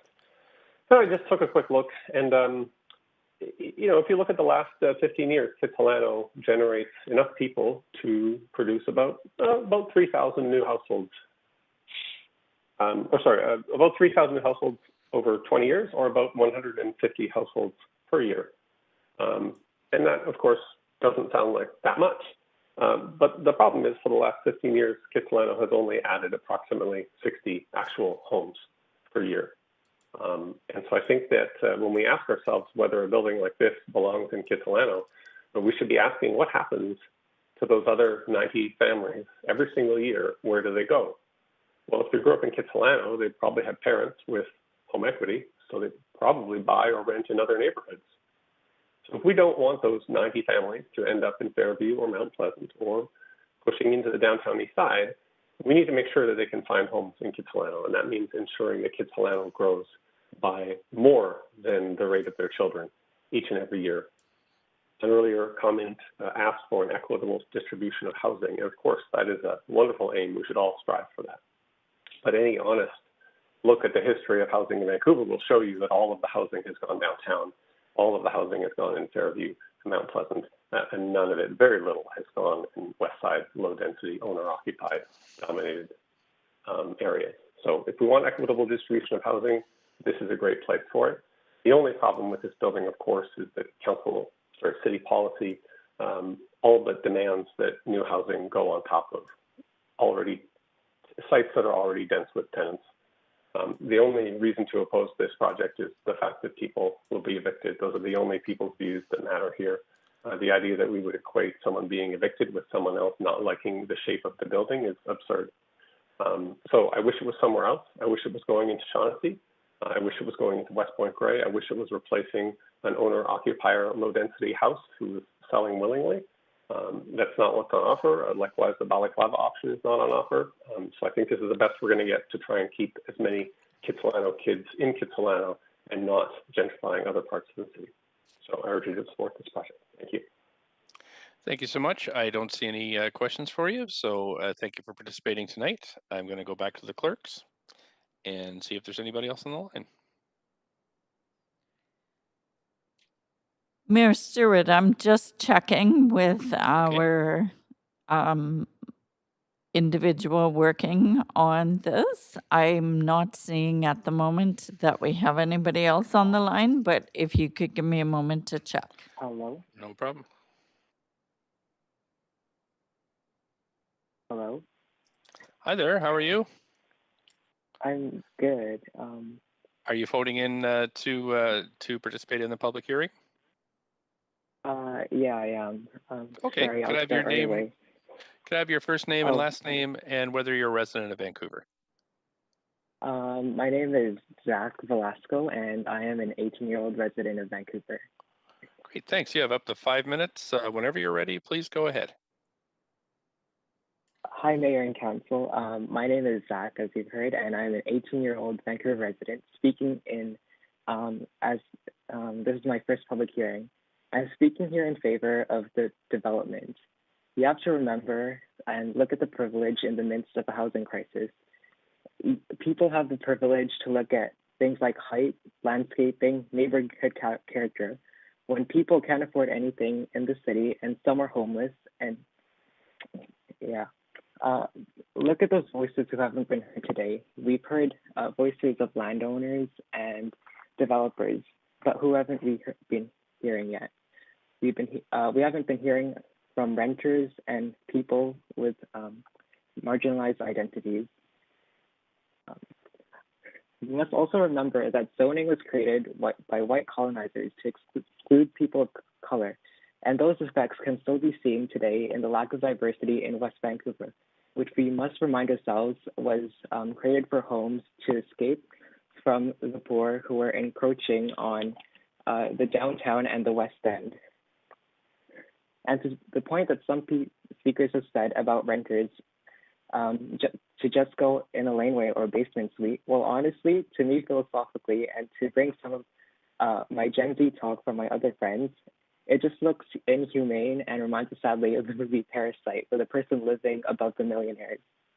And to the price, I know people like a recent immigrant who is sadly paying $16,000 for a basement suite for a family of 5 in East Van, and would totally want to move up to an apartment like this offered in the development. We must also remember that the balaclava option, which does not have elevators, to me, in my opinion, is a bit oblivious because it doesn't meet the needs of the disabled and the elderly. I remember at my old apartment helping an elderly lady down the stairs every day, as the apartment did not have an elevator, and she said that she would totally want to live in an apartment with an elevator. We must also remind ourselves that this neighborhood has the privilege of not seeing this proposal as a gentrifier, but as quote-unquote an attack on the single-family home character of the neighborhood. And lastly, as a political science student, the first few classes have taught me that not all voices are heard in a democracy. And Council, I urge you to remember those who will actually benefit from an increase in rental stock. Thank you for listening to me, and I'm sorry about my stuttering. Thank you very much. You were very eloquent tonight, and I hope to hear you again at another public hearing. Thanks so much, and I don't see any questions for you, so we'll move on to ask the clerks if there's other speakers. Thanks again. Mayor Stuart, yes, there are others on the line. Great. Okay. Speaker with phone number ending in 2043, your line is now unmuted. Hello. Good evening, Mayor and Council. My name is Jared Anderson, and I'm speaking tonight in support of the rezoning for 3084 West 4th Ave and 2010 Balaclava Street. I am a 23-year-old UBC grad. I currently work full-time in the communications field, and I'm supporting this proposal because I believe we need to build many more buildings like this all over the city of Vancouver, so that renters have suitable housing options more readily available as their lives and housing needs change.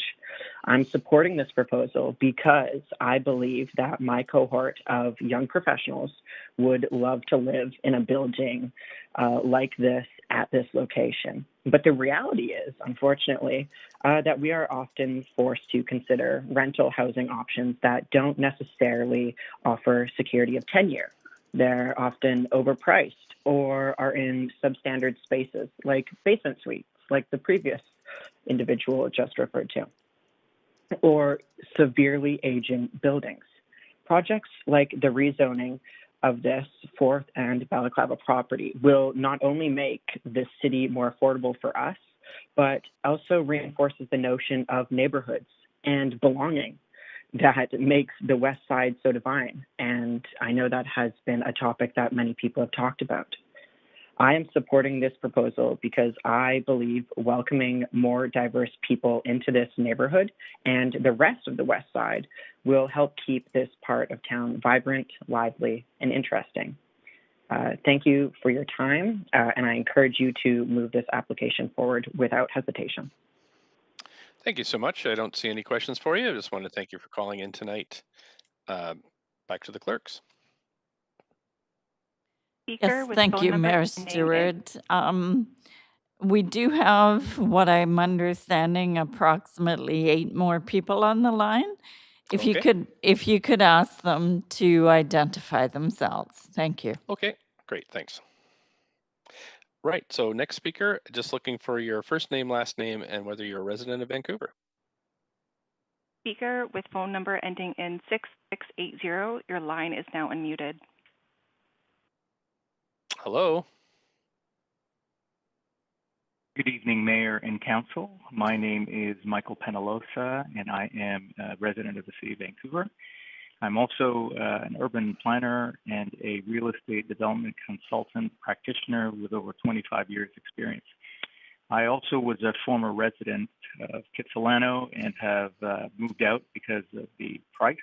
Luckily, we were one of the few that were able to afford a home, but moved south and east and south and east until we qualified. And I'd like just raise a few points, and I don't want to rehash all of the same comments that have been in support or in opposition of the project. But I'd really like to emphasize what's the real issue here. You know, as an urban planner, and I've attended many of these public hearings, both representing the private sector and the public sector, it seems the common denominator here is height. Everyone talks about FSR and density, but that really means height. And a few speakers ago, it was mentioned that the developers have an opportunity to build more affordable housing if they're given more height and density. Well, this is what everyone is opposing right now. And I just want to make it clear that this project is purpose-built rental. It's not made for affordable housing. And the other issue that really hasn't been raised, and I've been listening for the last couple of nights, is that the financial aspect and the feasibility of a project like this. And I know that this Balaclava plan that's being talked about at some length says it's 85% that can have some of the rental floor space covered. Well, maybe 85% doesn't really pencil from a financial perspective. And I think you have to really look at the development and the applicant's perspective as well. You know, from what I heard, he doesn't sound like a big bad developer type that most people equate to. And what he's doing is trying to provide more rental housing to the community. And many others who are opposed may say, you know, this is just doesn't fit. But design to me is very subjective. It's been mentioned by many other people. So I believe that, you know, this project here, if you look at the financial perspective, these rental units don't make much money at the end of the day. You know, they're at 3% cap rate if those in the industry would really understand. The alternative, if this is turned down, is perhaps the developer could just go their normal route, build RM4 and build strata condominiums and probably make more money. And it's interesting that he's not even proposing that, or the developer. And they're pursuing, from what I understand, a very long time as purpose-built rental. So I'm not sure why there's so much opposition. Obviously, it seems that they're very passionate people who are concerned about heights and invasion of privacy. But let's not forget, even a 4-story building with a balcony looking to the south, those who are concerned about privacy, they will also be looking into those yards and the south sides of those properties. It's the same thing. It's just 2 stories lower. So from my perspective, in my humble opinion, I try to look at this from a very practical perspective. The city is in dire need of more rental housing. So yes, it would be great if there are more affordable or moderate income. This is providing at least 20%. So I urge council to really think about this dispassionately and from a practical point of view to consider moving this forward. Thank you for your time. Thank you so much for your time. I don't see any questions for you, so we're going to move on to the next speaker. Speaker, if you could just state your first and last name and whether you're a resident of Vancouver, and then you have up to 5 minutes. Speaker with phone number ending in 6225. Your phone line is unmuted. Hello. Oh, hi there. Can you hear me? Yes, we can. Go up to first and last name and whether you're a resident, and then you have up to 5 minutes. Great, thank you. My name is Peter Waldkirch, and yes, I am a resident of Vancouver. Mayor and Council, thank you for letting me speak. I'm here to express my support for these homes. Now, I've been listening to all of this public hearing, which is, I remind you that we're on day 4 of a public hearing that started on February 11th to deal with 3 items on the agenda. And, one thing I've noticed is that, the supporters of these homes are consistently talking about people, the people who are struggling in Vancouver, people who are struggling with unaffordability, with long commutes, struggling to find suitable housing for themselves and their families. While the opponents are consistently talking about the aesthetics of the building, specifically the height. Sometimes they talk about their patios, sometimes they talk about the renters in their basements. And so I want you to all to ask yourselves, what's more important to you? What are your values? Who do you support in this city? And let's put this in context. The actual real-world proposal that you have before you right now is for 35 secure rental homes, 8 of which are below market with vacancy control. Now, these are real homes that real people can live in. Now, the so-called balaclava option, which to me, from what I've heard, doesn't seem very realistic, I think was about 20 units is what one of the previous speakers mentioned. So we are now at over 7 hours of public hearing time over this one 35-unit building, where we get the mayor and council and senior staff all assembled at tremendous expense for hours and hours to bicker over 2 floors and 15 homes. This is not a reasonable way of proceeding. Now, finally, I want to bring up something that's, I think, about a lot, which is climate change. I saw this story on The Guardian the other day. The chief executive of the UK's Environment Agency delivered a speech to insurers where he warned them of collapsing infrastructure and the collapse of ecosystems. He warns them that the real world things we are seeing are consistent with the worst case scenarios. And this is a quote. If this sounds like science fiction, let me tell you something you need to know. This is that over the last few years, the reasonable worst case for several of the flood incidents the EA has responded to have actually happened, and it's getting larger. This is why our thinking needs to change faster than the climate, and why our response needs to match the scale of the challenge. That's in the quote. Now, councillors, and here I'm talking especially to the Green councillors, we are talking about a quite small building, 6 floors in a central part of a major metro area. It's transit-rich, close to downtown in the Broadway corridor, which are the #1 and #2 job centers in the entire province. Close to amenities, close to jobs, easy access to UBC. This is a tiny example of the sort of thing we need to embrace in a world dealing with climate change. I ask you to think about the next 50 years at least, because if you can't embrace this, then you simply aren't taking climate change seriously. If you were, you'd be trying to be encouraging more housing here. So please, support more homes on the west side. Help bring more diversity to Kits. Support these homes. Oh, and by the way, Councillor Hardwick, I don't work in the real estate industry. Thank you very much. Those are my comments. Thank you for calling in. I don't see any questions for you, so I'll ask the clerk to bring up the next speaker. Sarah Steele, your line is open. Thank you. Thanks. Just your first and last name and whether you're a resident of Vancouver, please.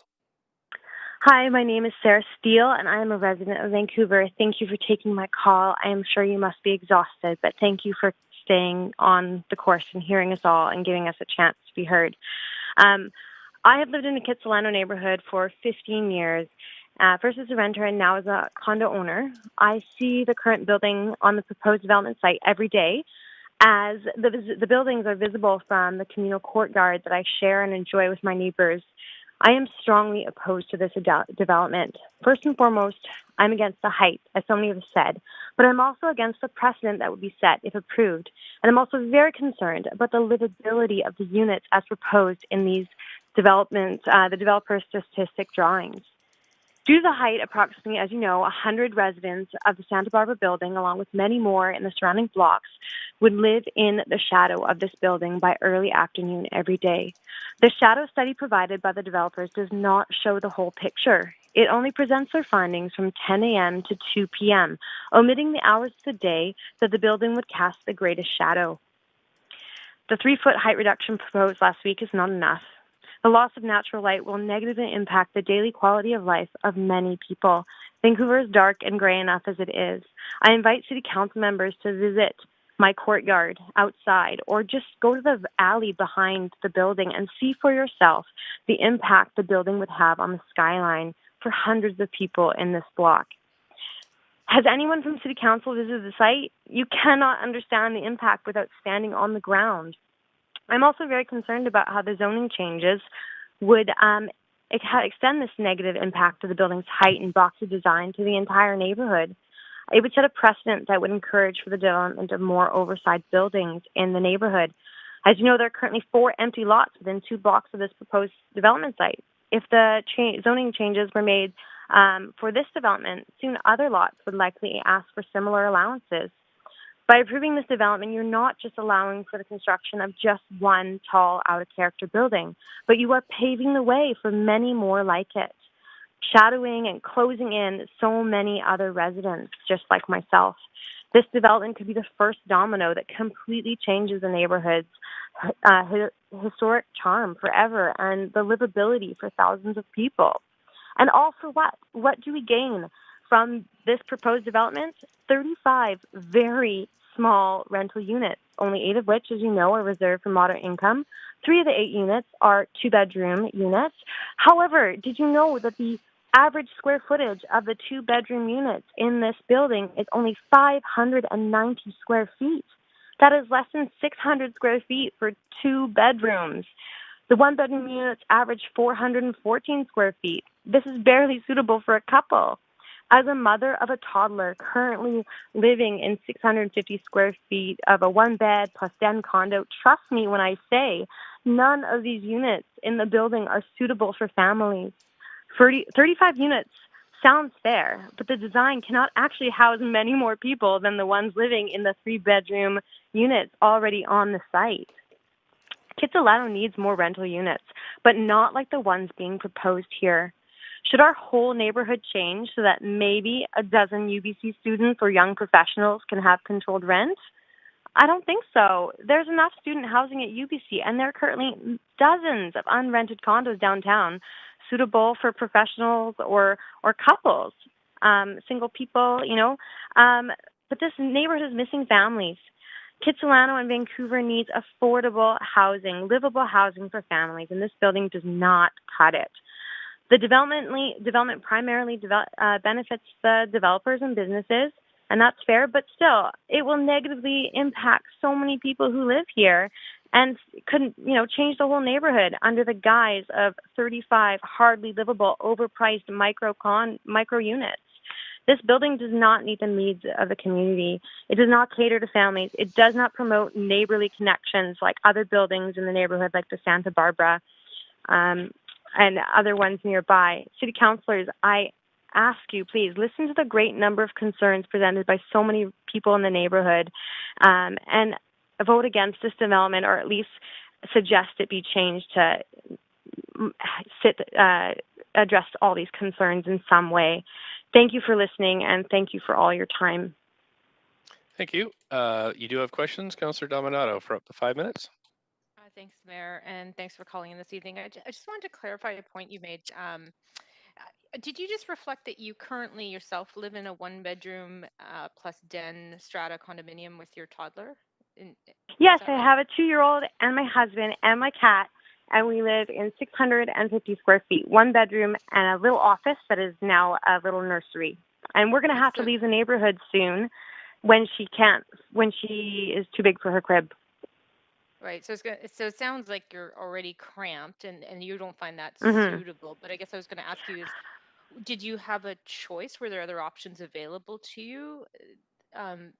Because you're speaking about how what's being proposed isn't livable, affordable, or reasonable, but you're in a strata condo. You're not in a detached home or in a Yeah, townhome. well, my husband and I are two professionals, and I work part time, and we really can't afford anything much bigger than this. You know, we were lucky and got this, unit when we were, 6, 7 years ago when we were just married, and we love the neighborhood. We don't want to leave, so we're making it work as long as we can. But it's getting very hard, and the options for staying in the neighborhood are very slim. There really isn't.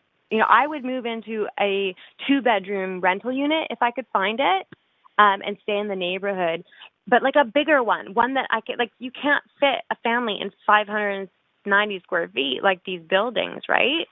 So like this building, it looks like a lot of units, but it's not going to house many more people than people already living there right now. Because you've got like 6 3-bedroom units. Like I would move into one of those units in a heartbeat.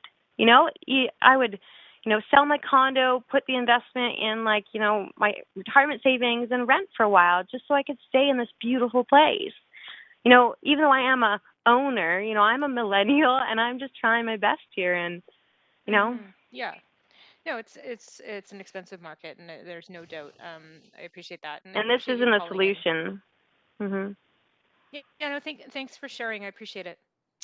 Councillor Hardwick, Thanks. up to 5 minutes. Thanks. More questions, Councillor Hardwick? Yes, thank you. How many square feet did you say you're are you in a 1-bedroom or 2-bedroom?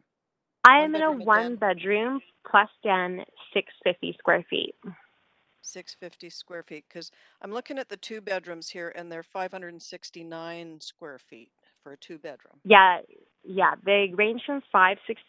They range. There's a couple of them that go up to 720, but the average, if you use the average of the 2 bedrooms, the average is 590. So some of these 2-bedroom units, like I don't think either bedroom could fit a double bed. It sounds like a junior design where each bedroom can actually only accommodate a twin bed and like a side table, right? So like the 1-bedroom units are average 414 square feet. So that's not suitable for a couple, right? And the studios are like living in living in a hotel room, right? So this is not creating homes or housing families. This is housing people who could be housed on campus at UBC or in the many vacant apartments downtown right now. Yeah, I'm looking at the studios, 323 square feet. Just trying to get a sense of that. So you think about how many people can fit in this, right? Not many more than those living now. But if you had a unit, a development that made for more units that were larger, you could actually fit more people in a 4-bedroom building. It would be less units, but more people and more families and more livable space, not these pigeonholing us into these tiny shoe boxes that nobody can actually really enjoy while shadowing and crowding. It'd be so much crowding in every sense. Okay. Well, thank you very much for your input. Appreciate it. Thanks for hearing me and for all you're doing. Thanks. That's it for questions for you. And I'm going to go back to the clerk now for the next speaker. First and last name and whether you're a resident of Vancouver. Larry Benj, your line is open. Hello. Hi there. Please Hello. go ahead. My name's Larry Benj. I'm with the Coalition of Vancouver Neighborhoods, and I'm definitely a Vancouver resident. I am speaking tonight in opposition to this development. We've heard a lot over the last, 3 days now, of various things. The need for additional rental accommodation across the city, the need for increased densities to take care of the people who are coming into the city, as well as people generated, as Stuart Smith says, from people who live here. And the needs from the previous caller of family housing, family units that actually fit families.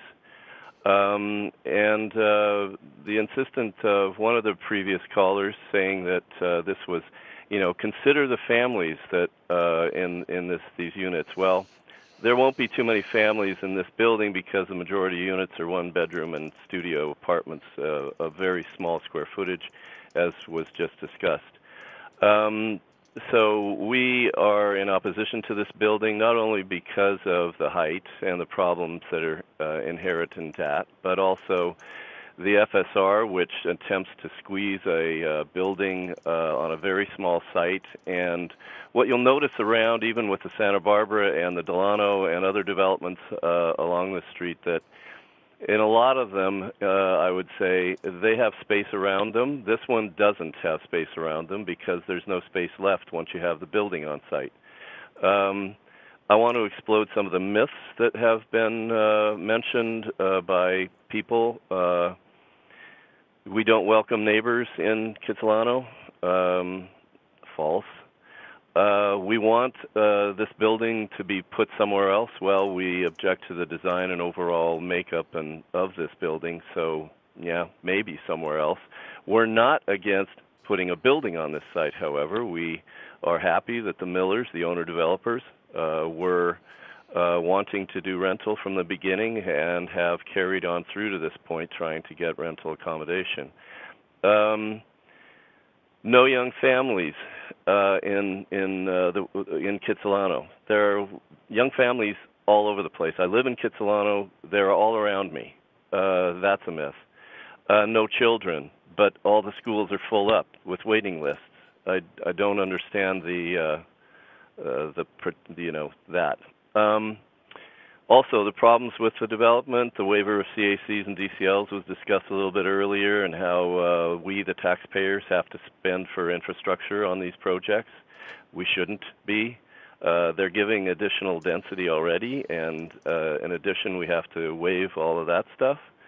And there are options available.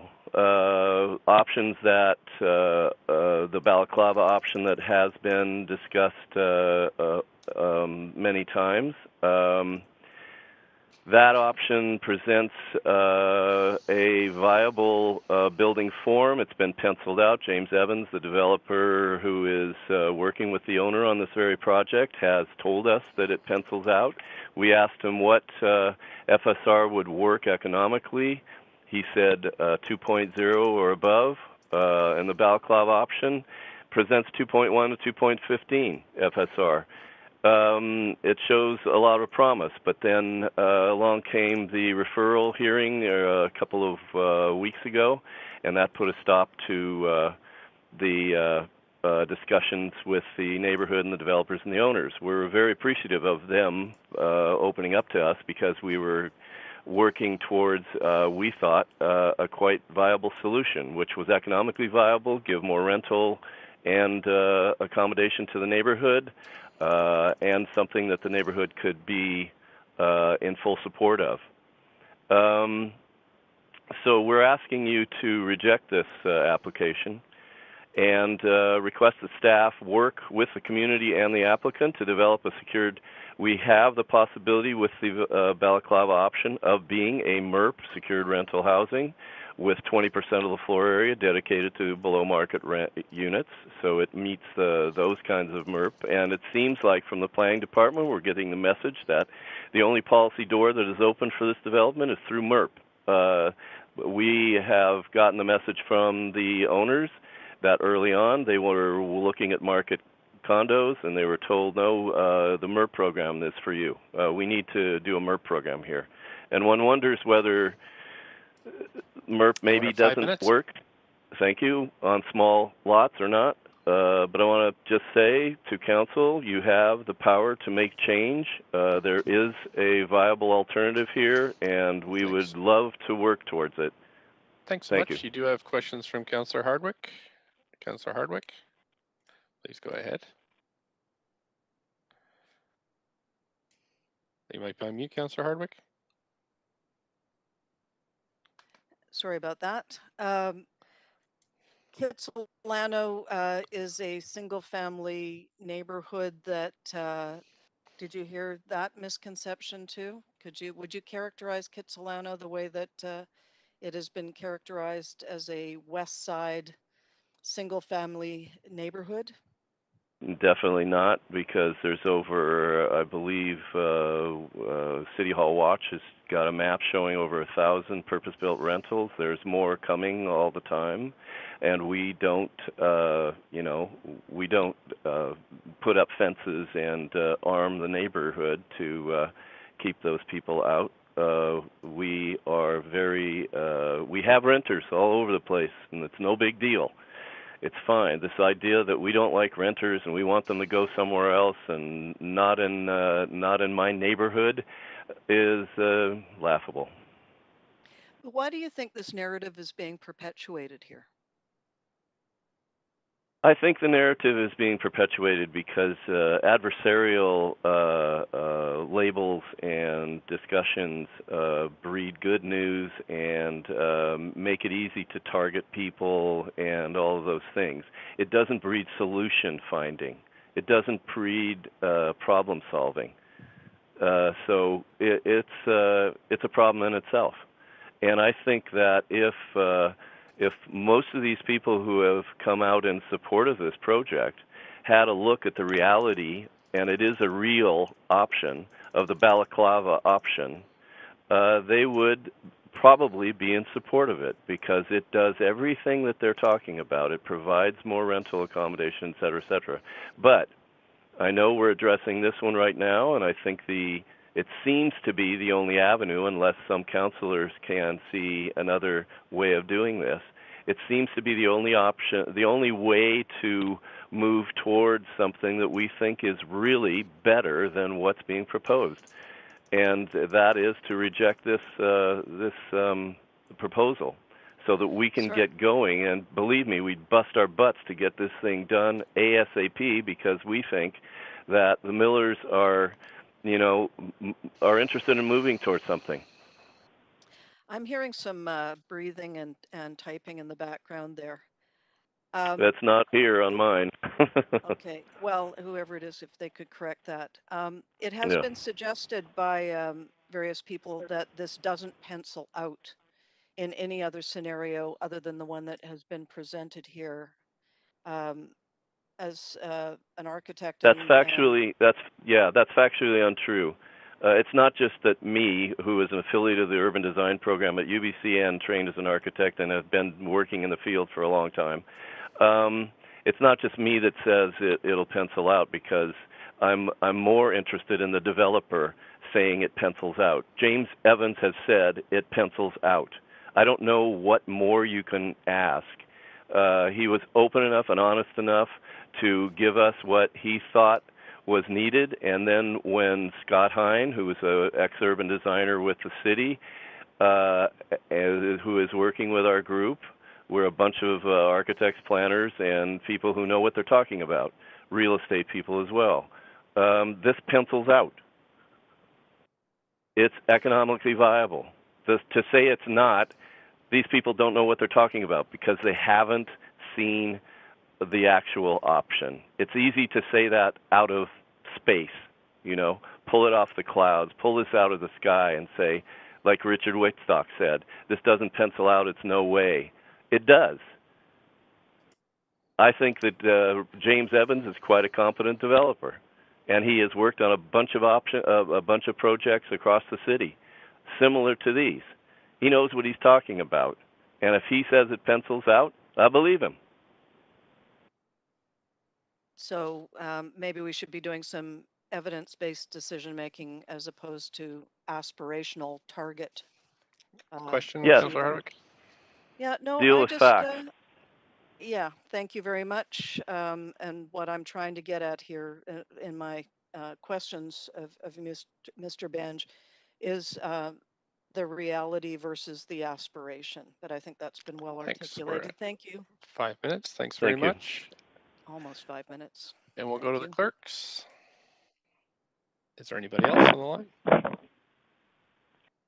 Yes, there is.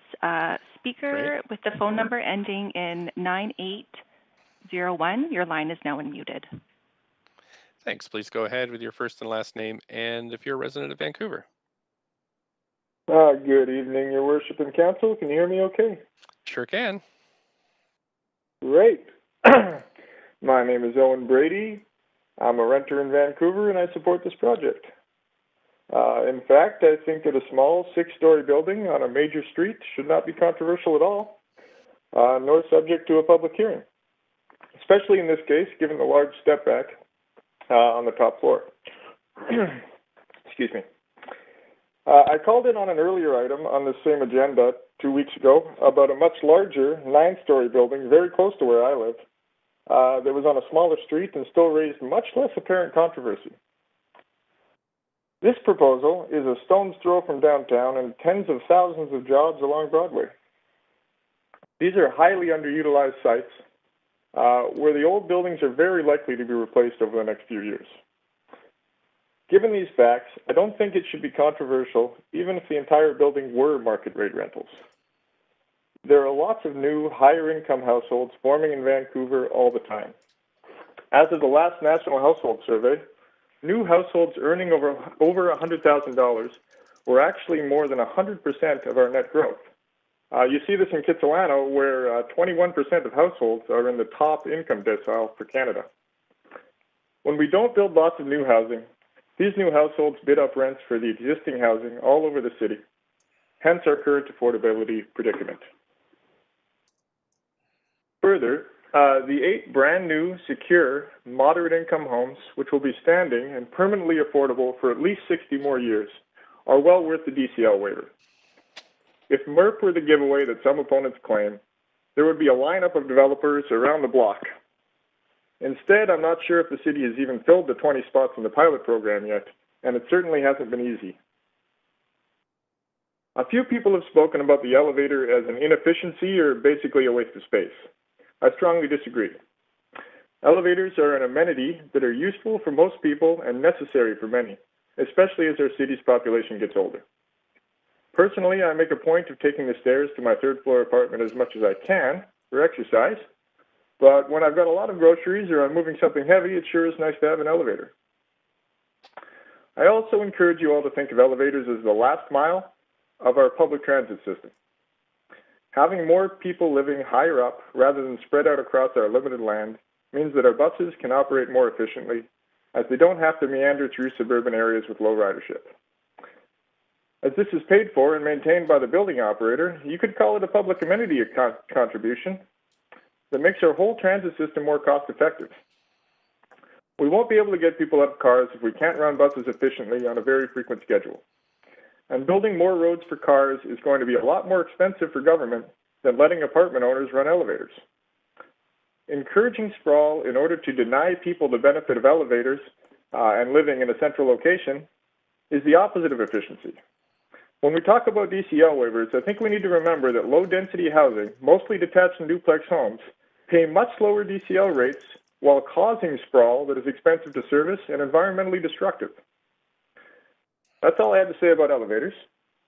In closing, when it comes to vague alternative proposals that tend to crop up quite often around the time of public hearings, I encourage you not to assume that the grass is always greener on the other side, but that a vetted proposal in hand is worth 2 vague sketches in the bush, especially when those alternatives probably won't pencil with the 20% moderate income homes, or may not even be constructible. As for alternate sites, don't worry, we're going to need those for housing too. Thank you for your time, and please approve this lovely, understated, and important little project. Thanks so much for your time. I don't see any questions for you, so I'm going to go back to the clerk and see if there's anybody else on the line. We have one more speaker on the line. However, I'm just going to ask if there is any other speakers on the line that would like to speak to council. Please press *1 on your phone right now. Speaker ending with phone number ending 3655. Your line is now unmuted. Thanks. Just need your first and last name and whether you're a resident of Vancouver. Yes, hello. Can you hear me, Yes, Mr. Mayor? we can. Yes, we can. Please Hi. go ahead. Good evening, Mayor and Council. My name is Mark Werner. I was a previous caller, number 65, actually, but I had some technical problems with my phone. I lived in Vancouver, Kitsilano for the past 20 years. I lived at the Bridgewater down the block for 6 years, and I currently live about a block away from their proposed development on Fifth Avenue for the past 15 years with my wife and 2 school-aged children. I would like to state that I'm opposed to this project rezoning application under the MERP program, as it does not meet eligibility criteria. I do support increased density and affordable rental housing in a more conservative and complementary way with options such as what Council has heard presented during the past 4 evenings of public review for ideas such as the West Kitsilano Residents Association We Love Kits Balaclava option. There are 3 key areas where this project proposal fails to meet the MERP program criteria. First, based on facts of eligibility criteria for MERP, the proposal does not and should not qualify for the program, with the project building as proposed by the project developer. Program states eligibility with a maximum of 3 existing rental units to be considered, compared to the existing site has 6 rental units. Therefore, the proposal should not be eligible by rule, as described by speakers such as Sarah Hansen last night, Cameron Zubko over 1 week ago. If there's a creative interpretation of this rule, then it's ill-fit at best. Second, there are serious design concerns. While I recognize that the owner of this project and developer have apparently patiently worked together with the city's planners in Vancouver, Kitsilano neighborhood groups and stakeholders on trying to accommodate changes and positive improvements to their building proposal, the fact is that the proposed project is still not compliant with key design criteria, including the massing and scale is too aggressive for the small site size of 71 feet by 104 feet, i.e. the height, scale, and footprint of the building. It's almost double the permitted height for the zoning in this area. Even after the developer proposed a 3-foot reduction in height, it's still approximately almost 20 meters or 60 feet in height, when 10.7 meters or 35 feet in height is allowed by the zoning bylaw. It's over double the density of what's allowed for RM4 zoning, with FSR 1.45 to 2.95 increase. As stated by previous callers, the rental cost per square foot is actually going up for the so-called affordable housing option with this new development, resulting in a net loss rather than a net gain. I have concerns with the data for this project that will truly support affordable rental units for families. Third, this project proposal does not comply with the context of neighborhood fit as part of the MERP program criteria for the Kitsilano neighborhood. It's not moving in the right direction in this context to transition properly within the existing neighborhood context, given the lot size relative to the proposed massing and height. There are other brownfield sites, as mentioned in the last meetings, that would be a better fit for building of this height and proposed massing. There's no context for other buildings of this scope and scale in Kitsilano on 4th Avenue from Alma all the way through to Burrard. I know that the developer is trying to accommodate by offsetting the 6th floor so that the building does not appear as tall at the street level, but this is still 5 and 6 stories and 60 feet tall when other buildings are mostly 3 to 4, maximum 4 stories. I know that the city would like to densify Vancouver neighborhoods, but I would like to request that this be done in a more conservative, complementary, and tasteful way to existing neighborhoods. If this project is approved, it will set a precedent and slippery slope for other similar future development projects in this neighborhood and will introduce credibility concerns. Lastly, I would urge Council to strongly consider supporting an expedited and faster and more efficient process towards a win-win outcome to support a more collaborative approach between the owner, the Millers, the developer, and the neighborhood community, such as the one proposed by the We Love Kits group as a starting point. This would be an interesting pilot to explore improvement opportunities where the MERP program fails on this project application. Can a 4-story building still be in consideration? Can City Council support expediting such a proposal to provide a partnership and a win-win solution for both the owner, developer, and neighborhood community? While I'm opposed to this proposal as it exists today and as currently presented to Council, I'm in support of building improvements and increasing rental housing stock in this neighborhood by owners such as Mr. Miller.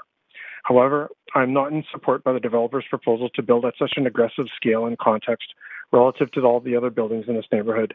In the developer's presentation by Mr. Evans, all that was said during the presentation was that lesser height and density was just not feasible. I'm personally not satisfied by the statement made by Mr. Evans on February 16th. There's a lack of detailed information, missing facts and evidence to support the statement of claim of not feasible, while a reputable planner and community group has presented both a feasible and viable alternative option that the neighborhood would be happy with.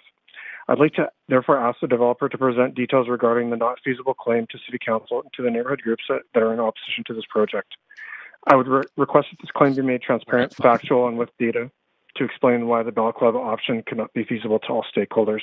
I strongly urge City Councilors, thank you for your time, and I hope that a problem solving towards a win-win situation and solution can be presented. Thank you very much. Thank you. I don't see any questions for you, so I'm going to go back to the clerk. And is there anybody else on the line? There is not, Mayor Stewart, but I'm just going to ask one more time. If there are any additional speakers on the line that want to address council and have not already done so, please press *1 now.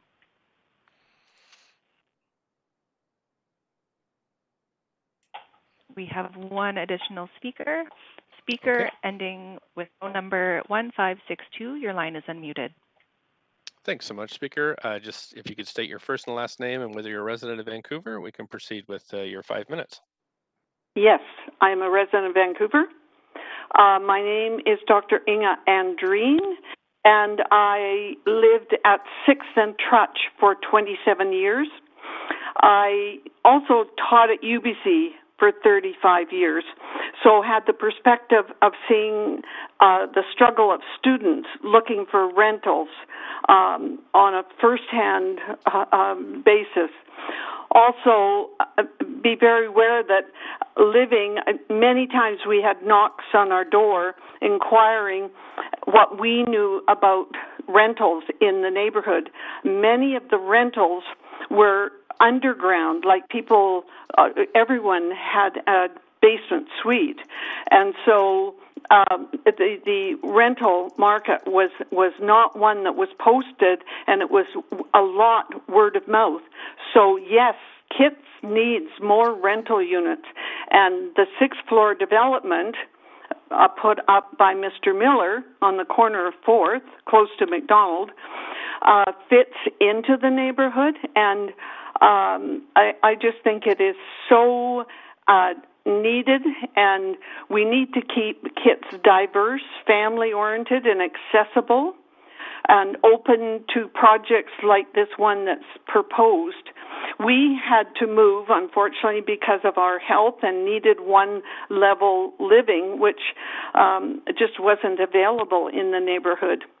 But we thoroughly enjoyed living there and just saw the struggles of becoming more dense and people trying to live in the neighborhood in which they were working. And that just wasn't doable if you were a teacher or a fire person or someone, a clerk in a store. You couldn't live in the neighborhood. So that, or the students that I taught, they had to come from a long way away. So the idea of them having a rental in downtown Vancouver, that's not very viable. So I am certainly very much in support of this project. So I will close. Thank you so much for your thoughts tonight. I don't see any questions for you, but really appreciate you participating. Thank you, and I'll go back to the clerks. Is there anybody else on the line? There are no further speakers on the line, Mayor Stewart. Thanks so much. So we're going to close the speakers list. Since there were fewer public comments received after 5 p.m. today, suggest we're going to close the receipt of public comments, move on to hearing closing comments, asking further questions of staff, and to make a decision. Just going to check with the clerk that the applicant is available and would be available to make closing comments. Hello. Hello. We can hear you.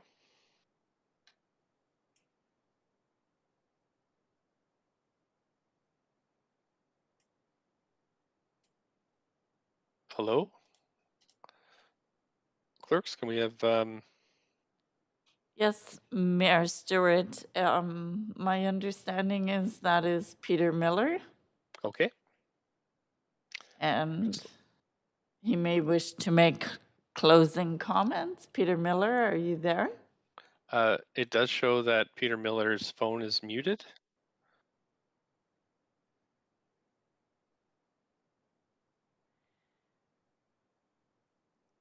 Mayor Stewart, he is going to need to unmute that himself. That's right. Okay, there we go. I see the mute coming off. Good evening, Mayor and Council. I'm Peter Miller. Can you hear me? Yes, we can. Please go ahead. If City Council wants MERP projects throughout the city, they must accept projects of this size and scope. This MERP, with 20% of FSR space and 8 of 35 units as moderate income rental units, appealing to incomes of 30 to 80,000, will only work with this size of development. The numbers do not lie. A 6-story, 35-unit purpose-built rental that complies with city zoning policy, or you have the option of a 4-story condo project and the city loses 27 rental units. Any other building combinations, the numbers do not work and they do not comply with city zoning policy. Our objectives in 1971 was to purchase a small purpose-built rental project. We purchased 2 small duplexes on 1 lot at 4th and Balaclava. 6 years later, we purchased the adjacent lot on 4th Avenue and converted it to a duplex. In 2021, 50 years later, our objectives are still the same, but this time it is to build a new purpose-built rental building on the same 2 underutilized sites in Kitsilano. We, at 82 and 83, are a classic long-term mom and pop operation. We are not a developer, nor are we a REIT. We are a long-term mom and pop operation. The community requires new purpose-built rental units as the city evolves over the years. I've heard tonight there's been very little built in Kitsilano in the last 50 years. We can only work with the planners, and the planners can only work with city council planning policies. Over the last 8 years or so, we could not get a new purpose-built rental project accepted by the planners because of 1, the Rental 100 program, or 2, the rate of change guidelines, or 3, the rental stock official development program, and 4, we sent a proposal as part of the interim rezoning policy and it was refused. The only option for us to build a new purpose-built rental building on this underutilized development site on this major arterial in Kitsilano was the MERP program. We applied for and were accepted to the MERP program. The plan before you meets the city's planning objectives for MERP programs, and it meets our objectives. We recommend you approve this MERP program this evening. Thank you. Thank you so much. Are there any other comments from your team? Mayor Stewart, it's James Evans. Could I speak for a moment? Please do. This is your time to speak. And again, there are no questions at this stage in the process from council. So these will be your final words. We do have questions we can ask the staff though. So please go ahead. Thank you for allowing me to provide some concluding remarks. Numerous speakers have spoken over the past few evenings expressing a wide variety of opinions about the proposal, ranging from those who are passionately opposed to those who are strongly supportive, and a whole range of options in between. The amount of attention that this proposal has generated is really quite astonishing. Even other levels of government have chimed in. I was personally contacted by David Eby, the local MLA and Attorney General, about 2.5 weeks ago to voice his support for the need to provide more affordable rental housing in Kitsilano. I also understand that Joyce Murray, the local MP, has also taken an interest in the project. As I listened to all the speakers, I wanted to circle back on a few common themes that have emerged. Nobody has suggested that we don't need more rental housing, and nobody is opposed to the notion of redeveloping the site for rental housing. In my opening remarks, I presented a rental survey encompassing the northwest area of Kits. It was noteworthy that only 5% of the housing stock in that area that I surveyed was purpose-built rental. Some speakers challenged the accuracy of the survey that I did, and I'll be the first to admit that while there may be more purpose-built rental than was shown, even if I underestimated the number of rentals by 100% in my survey, that would still mean that only 10% of the housing stock is purpose-built rental in that local neighborhood. The point I was trying to convey is that in a city where over 50% of the residents are tenants, this neighborhood desperately needs more rental. There's a serious inequity here. The primary concern that arose time after time through the course of these past few evenings has been the size of the building. It's too big, it's too tall. An alternative option, the balaclava option, was put forward as an acceptable alternative by some members of the neighborhood for discussion. So I think it's important to step back for a moment and remind everyone of how we got to this point. The Millers, the longtime owners of the site, who just spoke a moment ago, have been seeking to redevelop their property now with a new rental building for 8 years. Up until roughly 2 years ago, there were no options available to them. When the moderate income rental housing pilot program was adopted by council, they were invited to apply and were accepted as one of the pilot projects. In order to accommodate the social policy objectives of the moderate income rental housing pilot program, that being the provision of affordable rental units, the built form by necessity has to be larger than the buildings that would typically be developed under an existing zone. Consequently, when they land in a neighborhood, whether it's Kitts, Garrysdale, Killarney, or any other neighborhood, they are typically met with dismay by local residents and are generally met with a lot of opposition. This isn't the first MERP proposal to generate a lot of opposition, and it probably won't be the last. I think it's incumbent on council to understand the lessons that are being learned and to make changes to the policy in the future. That's, after all, why this is a pilot program. But for heaven's sakes, don't blame the applicant, who in good faith has done everything that's been asked of him by city staff. They paid the $60,000 admission fee, which is the current cost to submit a rezoning application, and over the past 2 years have followed the utterly Byzantine labyrinth set out by the city to get to this point. In addition to the rezoning application fee, they've spent considerable additional time and money to assemble all the material requested of them by city staff. This proposal has been carefully vetted by city staff, who have confirmed that it meets all the requirements of the policy. The product of all the work is what you see before you now to consider. I'd like to also clarify that there are no other rental options available for the site, because there are presently no other council policies that would enable staff to consider redevelopment of this site. As I noted in my opening remarks that were echoed by a number of speakers, I did meet with the Kitts Residents Association, We Love Kitts, and other individuals, both at open houses during the application stage and also individually, in an effort to try and bridge the gap between the expectations of area residents and the requirements set forth in the MERP program. Last summer, we kicked around a few ideas, and late last year, Scott Hine, a former city planner, drew up a plan that contemplated the less dense form of development that's been put forward as the balaclava option. I was quite happy to work with Scott Hine, because I sat across the table from him years ago when he worked for the city, and I know that he understands the process and wants to facilitate solutions where possible. It was my genuine hope that we could arrive at a form of development that was both economically viable and acceptable to all. But unfortunately, the balaclava option and other variants thereof were dead on arrival at the city because they do not conform to the MERP policy. There is presently no other policy basis to consider other options. The staff have noticed previously this site is part of the rental ODP and is therefore not eligible to be considered under Rental 100 or any other rental policies in the current policy toolbook that they have. That's why I was encouraged to stay the course with the proposal that's in front of you this evening. To be clear, if council wants purpose-built rental on this site, there is no plan B. The only other viable option would be to redevelop the site under the existing RM4 zone. That would result in a 4-story building substantially similar to other buildings in the area, with market condos and rentals to replace the 6 existing rentals units on site. It would simply be processed as a DP under the conditional use provisions of the RM4 zone. There would be no public conversation, no public hearing. In fact, it's unlikely the council would even be aware of it. And while that may be more pleasing to the local neighborhood, it would mean the permanent loss of the opportunity to add an additional 29 units of secure rental, including permanently affordable rental, in a neighborhood that's desperately short of rentals. Vancouver is desperately short of rental housing everywhere and in every neighborhood. Everyone knows of the campers in their tents living on the streets, in parks, under overpasses and the like, as well as people living in their camper vans on city streets because they cannot find affordable housing options in the city.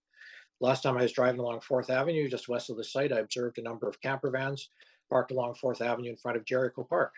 That situation is hardly unique.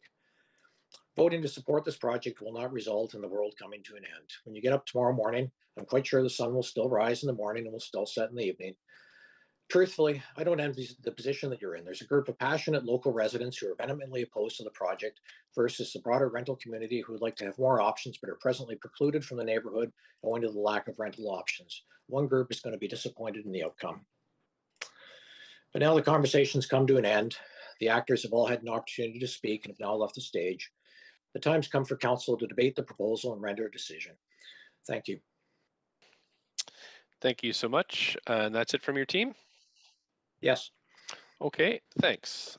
Right, sorry, 1 second here.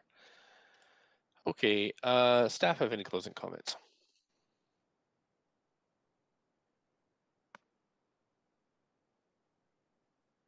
Staff? Hi there, it's Carly Rosenblatt. Can you hear me? Yes, I can. Please go ahead. Thank you very much. First off, we'd like to thank all the speakers for contributing throughout this rezoning and engaging at the public hearing. As James noted, we did hear a lot of passion for how great this neighborhood is with all the amenities that there are in the area, and that affordable housing is important here. So we'd like to clarify that there is no balaclava option that's been brought forward. And we're here tonight to go over the application that's here before you. And so we'd like to clarify that we have heard that form of development is a concern from some members of the neighborhood. And I'd like to point out that in Appendix B, there are conditions to secure ways to make it more compatible with the area. There's conditions for increased landscaping, a high quality of materials to be used, and conditions to provide increased residential character. Thank you very much, and this concludes staff's closing comments. Thanks so much. Councillor Harwick, do you have a question for staff? I do have a question. I have a couple of questions for staff, Okay. but the first one is I'd like to direct to Dan Garrison in Housing Policy. I'll let just direct it to staff, and I don't know who's on the line, so if you ask the question, they'll have to distribute it as. Well, I saw Mr. Garrison was on the line, so sure. It is my understanding in a rezoning that council can waive or deviate from a council policy or guideline if there is a public interest in doing so. Is that correct? I'll send it to staff. My clock's ticking. I'm not sure if that's a better question for me, Councillor Stan Garrison from Housing Policy, or perhaps for Yardley or Teresa O'Donnell on the technical aspects of the rezoning process. Well, you've been the key person that we've dealt with on the housing file, so. Sure. I mean, you know, I can say, like, yeah, council, that has been our approach to these is council can choose to work differently on that, but I understand okay. Teresa O'Donnell is ready to respond. Okay, well, I just to elaborate, in this case, the community in collaboration with the developer had been working on a secured rental project for this site, as we've heard described multiple times. This option appears to have the potential for meeting of the MERP conditions of providing 100% secured rental with 20% floor area for below market rental, but more analysis is needed. So if this is the case and MERP units can be included, would it then fit in the same policy door as the option before us tonight? Staff? Well, I'll Thanks, respond. Councilwoman Hardwick. I don't know if you can say councilwoman anymore, but Councillor it is. Yeah, you're right. I'm sorry, Councillor. Yes, thank you for the question. Just to be clear, we don't have a balaclava option under consideration. I'm not asking that question. I would ask the question: what guidelines or policy would need to be waived for council to consider the project on a secure rental project only, without MERP below market units? I mean, there's clearly, we've sat through many of these things. We keep moving the goalposts. Can we not move them again? So Dan Garrison, I can respond to the piece about the secured rental policy and Rental 100 aspect of it. The reason why over the years and over those years I've met with Mr. Miller on several occasions to discuss a Rental 100 option. The reason why that's not a policy door that we can use to rezone the site is because the rental housing stock ODP applies to this area, and those are rate of change protected rental units. And the Rental 100 or secured rental policy for the site prohibits rezoning for sites that include rate of change protected or rental housing stock ODP protected rental properties. Well, except for when we're changing. So here's an example. I see on the table in section 3G of the MERP guidelines on page 6, there are additional considerations to evaluate consistency with the MERP program. And it says, quote, that projects must consider and respect transitions to surrounding areas and homes. I see the word must is used, which is a strong, unambiguous language in a policy statement. And yet, we seem to be able to deviate from that. So again, we seem to be able to change the rules on a case-by-case basis.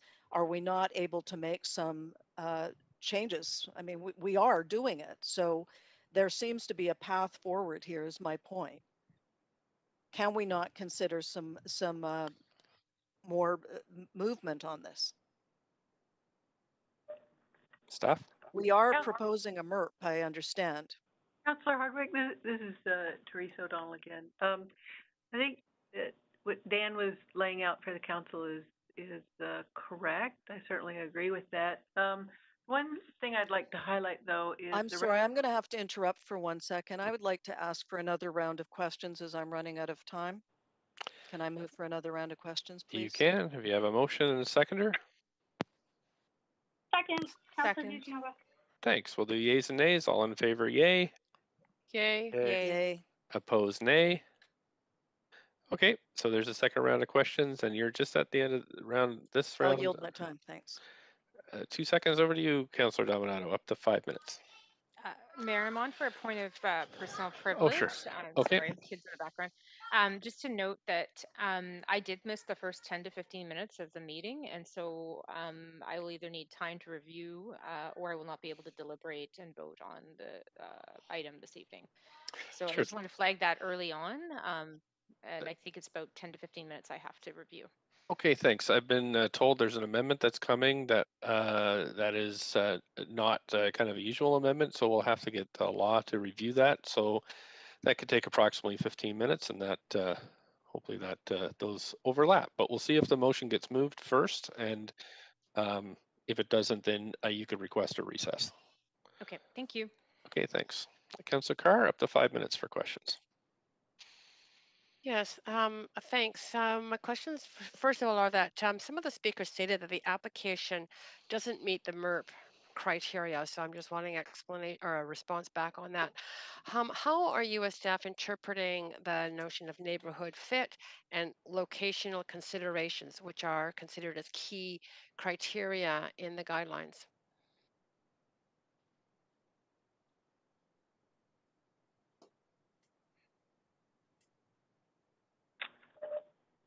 Thank you for your question. We're going to turn it over to Dan Garrison for a response.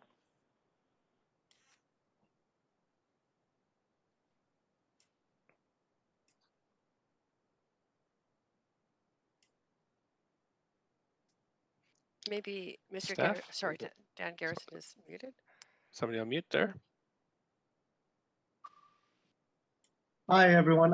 This is Paul Chang, Senior Development Planner. I think I'll start off with trying to answer that question. I think first of all, the MERP policy itself does identify certain areas where a MERP rezoning could be considered. For this one, it does occur on an arterial intersection, and so it qualifies as such to be considered for a MERP.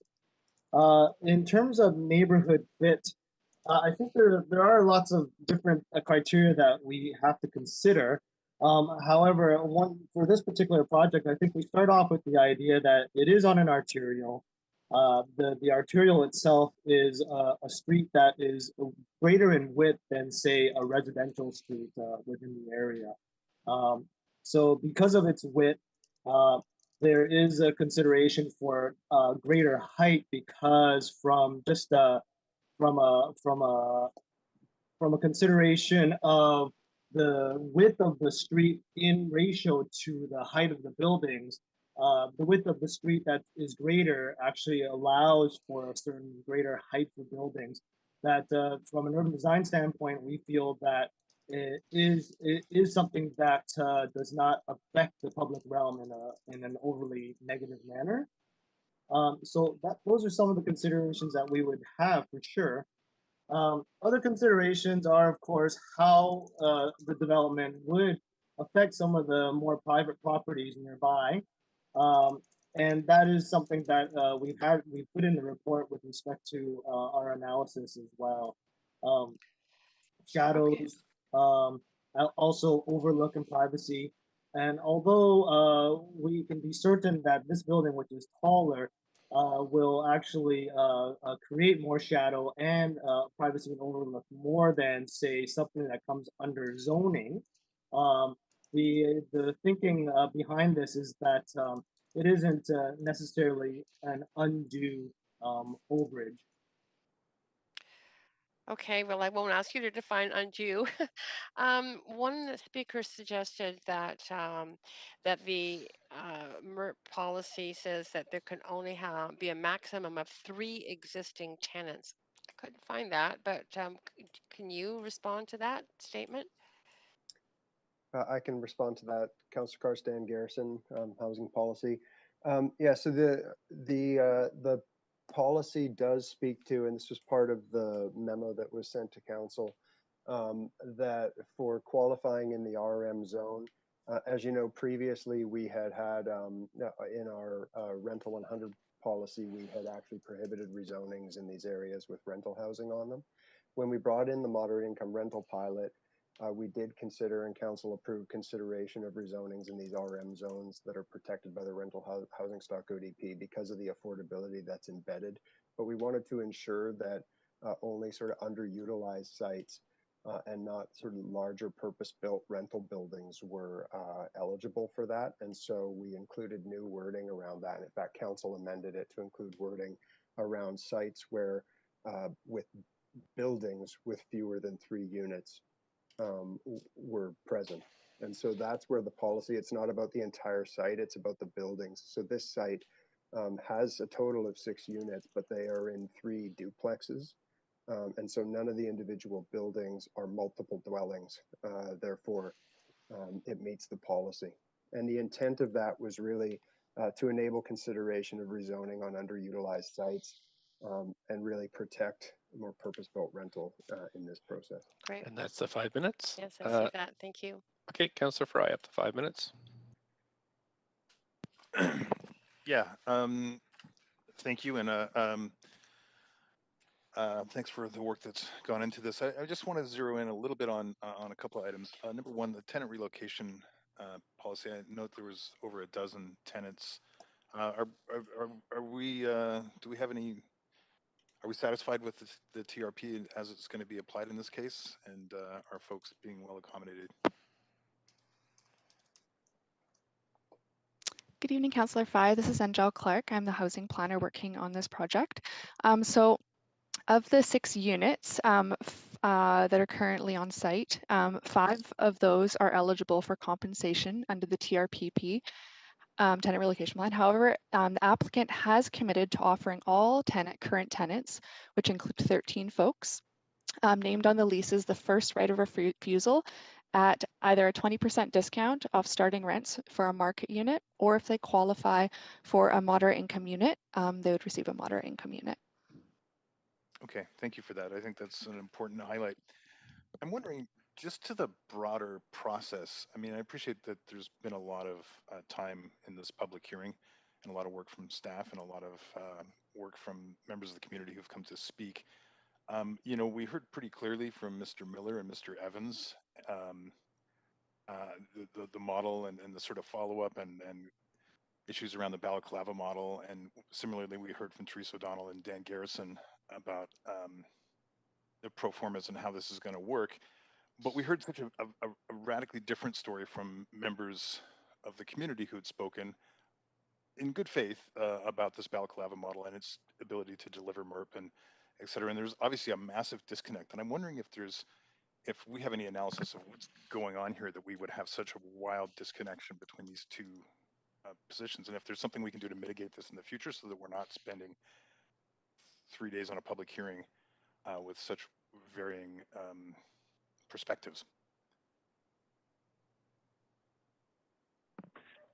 Thank you, Councillor Fry. This is Teresa. We've never received a balaclava model. We don't have a balaclava model. Nothing has been submitted to staff. We learned what we heard from the speakers, but there has never been a submission to staff. Okay, well, I appreciate that clarification, and I can appreciate that that's been a curveball for you as much as this question was. So thank you. Thanks for the work on this.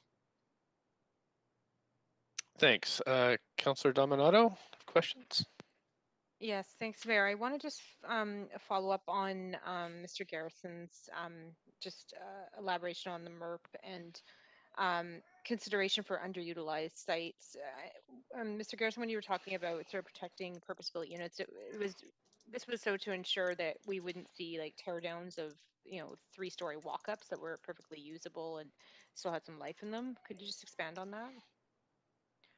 Yes, Councillor, thanks for the question. That's the general intent. There are a number of walk-ups in the RM districts that are quite small, that are in the 6, 8, 10 unit range. The reason we landed on a 3-unit number is 3 units is a pretty regular dividing line we use. It's a threshold number in the rental housing stock ODP itself. It's also the line in the zoning bylaw that separates a dwelling or multiple dwelling building from a 1 and 2 family dwelling building. So it's a pretty standard threshold, but it's generally that we wanted to protect those larger buildings and take a cautious approach in the pilot project to the redevelopment or rezoning of existing rental properties. Okay, thank you. I appreciate that clarification.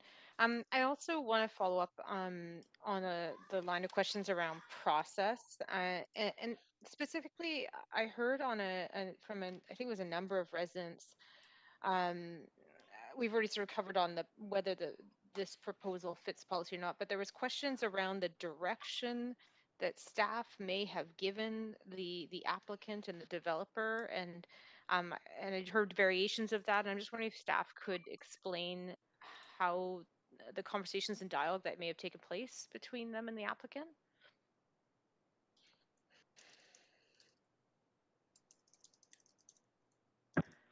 Thank you for your question. So staff did follow all of the city procedures in terms of meeting our consultation process. There was no direction to stop consultation at any point during this rezoning application. So I guess maybe I'll step this back. Would it be fair to say then that staff just followed our regular procedures of engaging with the applicant? Because I heard nuanced comments from neighbors, from residents about what they believe took place in terms of those conversations, and I'm imagining most of them were not privy to those. But I'm just trying to understand the process side, not just the consultation, but the policy discussions with the applicant. Councillor Dominato, yes, we follow a very standard procedure. In fact, we did encourage the applicant to meet with the neighborhood. We at no time, we never discouraged the applicant from looking at alternatives. We may have suggested that that there's no other policy door. I'm sure we did that, but we did not discourage the applicant from exploring alternatives with the neighborhood. Okay, thank you. That's helpful. Maybe actually I'm going to pause there and maybe I'll participate in the second round of questions. Thank you. Thank you. Councillor Kirby-Young. Yeah, thanks. I don't think I'll take that long. A number of my questions were asked with respect to clarifying if this qualified with having 6 units, housing 13 individuals in 3 buildings. Also sort of around the process, Councillor Dominato just touched on that with respect to sort of a perhaps discrepancy in how that was conveyed by different parties. So I appreciate that. Maybe I can ask a different question. This building, these buildings, I understand, were built in 1942, which means they're about 79 years old. In sort of the process, and I know we can't ask questions of the applicant anymore, but in the process, are staff aware, or can you comment on sort of the general lifespan of a building like this, i.e. if this doesn't move forward at this time, what's the general state of those buildings? Did that come up in this processing of this application? Hi, Councillor. Thank you for your question. So the buildings were largely renovated in the 1970s, and we understand from the property owner and applicant that they're looking to redevelop in part because of the state of the current buildings. Can you elaborate when you say the state of the current buildings? Meaning? These are older buildings, and my understanding is that they haven't had much reinvestment at this point in time. Could they stand for another period of time, or are they getting to end of life? I guess I'm trying to maybe get a bit more explicit there.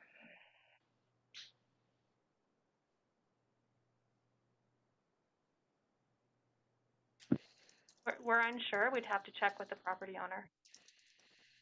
Okay. And in terms of the rents, there was, from one of the speakers had indicated that the current units provided a reasonable level of affordability, and I believe one speaker stated that a 3-bedroom, for example, was $1,700. And in my review of the proposed MERP units for the 8 proposed moderate income, a 3-bedroom would be $2,000. Is that right? So just about a $300 difference. Yes, this is Angel, the housing planner. A 3-bedroom moderate income unit is $2,000, and a 2-bedroom is $1,600. Okay. Okay, and following up on the tenant question earlier, we don't know at this point if the existing tenants generally are of moderate income and need those units, or if they're just fortunate that they've had a great landlord that has provided them with reasonable rent for a long period of time. Is that right? Yeah, I can't comment on the incomes of those existing tenants. However, the rents in the existing units do range from $1,528 to $1,711 per month. Okay. Okay, thanks. I will leave it there for now. Thanks. Councillor Wave, up to 5 minutes. Yeah, my first question is on the 15-foot setback for the 3 cedar trees. Recognizing this is a small lot, do we think it's engineered, like, is it feasible to have a parkade with that setback? And is there any contemplation that that might not be feasible? Good evening, Mayor and Council. My name is Brenda Clark. I'm the development planner on this proposal. There are extensive rezoning conditions regarding the existing trees. Because there have been some specific questions, I will just read out what the condition is. Design development to ensure the feasibility of the retention of the 3 city trees at the northeast corner by provision of further assurances by the arborist and discussion of the methods of protection, including an increased 4.6 meter or 15-foot setback to the parkade wall. Note to applicant, retention of the 3 cedar trees provides scale, enhances the public realm, and represents an important neighborhood natural amenity. Assurances that this is feasible should be provided by the arborist. Changes to the parkade will be required. So in other words, we are aware it's a very important issue, and it is a technical thing that requires resolution at the development permit stage. Okay, and we think that even with the small footprint of the building, that will be feasible from our preliminary review?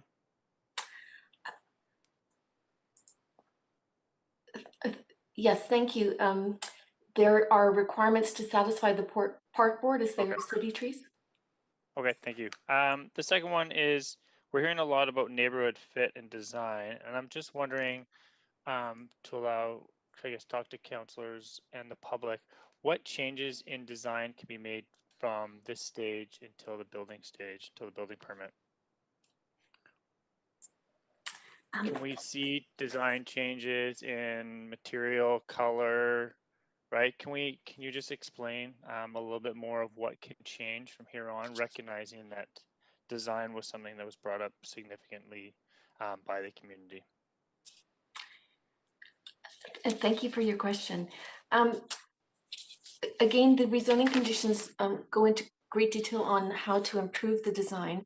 Rezoning condition number 1.2 requires a more sensitive approach to relate to the neighborhood character, which is based on a layered design, otherwise known as a tripartite design, where the building is developed with a base, a middle, and a top, looking at the window proportions and details, the facade articulation, incorporating individual entries for the ground units and quality materials. So in other words, the proposal form of development has much room to move, to be improved, and to be compatible with the area. The urban design panel supported the project, but stated that architectural excellence was needed to better integrate a taller building or a new typology into Kitsilano, and that the efforts should focus on giving a human scale to the 6-story building and developing an architectural character suitable to Kitsilano, which is notably a pedestrian-friendly historic area. So the use of high-quality materials such as masonry and brick, horizontal siding and trims are very important to relate to the nearby character buildings and to repeat their rich play of light and shadow at a fine-grained scale. Also, the landscaping, including the trees, shrubs, and lush plantings, are important to blend into the area. Okay, thank you. And another one, obviously this council's past work on corner stores and recognizing the mix of retail up and down this area. Was the proponent or staff looked at any point that this could be an opportunity for commercial space, recognizing there's commercial on this block already?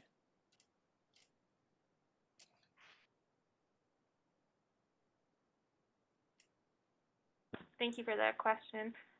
It was only applied as a residential use, and so that's what's been evaluated. Okay, thank you. That's all my questions. Thanks. So we're on our second round now. Councillor Carr, up to 5. Right, thank you. My first question is around, again, sort of notion of neighborhood fit, and setbacks is part of that. I noticed that the urban design panel said that there were they felt inadequate setbacks on the lane. What's been the response to that?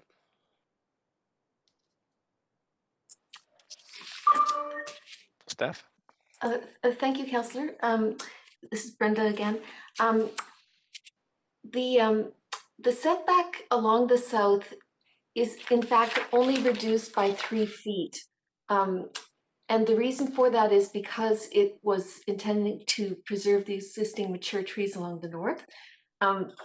What has happened to improve the south setback is the proposal originally involved having the garbage and recycling along the lane. So that has been relocated underground, and the lane will now be developed just with landscaping. There is okay. That sounds good. I just needed to get that. Sorry, I've got a few questions, but thanks. One of the, yeah, thank you. That makes sense. Shadow studies. One of the speakers said that it's just from 10 a.m. to 2 p.m. and the impact is well beyond those hours. So do you have any comments about that? Thank you for your question. The building is located on the southeast corner of the intersection. For the most part, the shadows don't impact the sidewalks on the north side of West 4th Avenue. There is some impact in the late evening or late afternoon and evening to the project to the east, the Santa Barbara apartment building. However, because the sun is low in the sky, even a 4-story building will cause the same shadow. So it's an unfortunate reality of putting a building between. I think that thank you for that information about the 4 stories. Appreciate that too. Does the MERT program consider, in terms of affordability, anything around and rental housing, any consideration of net increase? So how do we deal with, for example, affordability comparisons when we have units that would be replaced that are very affordable, and how do we bring in size into that, especially when the MERT projects are supposed to be geared to family housing? Hi, Councillor Dan Garrison. Thanks for the question. It is in the MERP program We do particularly, we have a family unit mix, and we require that the building be mixed, and we require that the below market units be given a spread across those mixes. That's how we generally deal with that. We're new to, and this is really one of the early projects where we are looking at replacement of existing, particularly rental housing stock ODP protected rental units. So we're looking at this and learning about how that goes. So I'm not sure I would say there is a standard policy approach to how we do it because we haven't done it that often, but we are learning about that, and we are looking at through the tenant relocation plan, supporting the residents that are there now and giving them options in the new building, either at a 20% discount to market or in the MERP units if they qualify. So that's our approach. There's certainly more work to do in learning about this, but that's our approach to do through the pilot program. Thank you. That's clear. My final question is around the quote balaclava proposal. And I heard clearly from staff that there is just no ability to receive that kind of proposal. So if there's something innovative that comes forward from the community with the actual developer was interested too, what's the remedy for not having current policy on that? What do you as staff, or could you as staff, or we as council do to enable something innovative that comes forward from the community to proceed?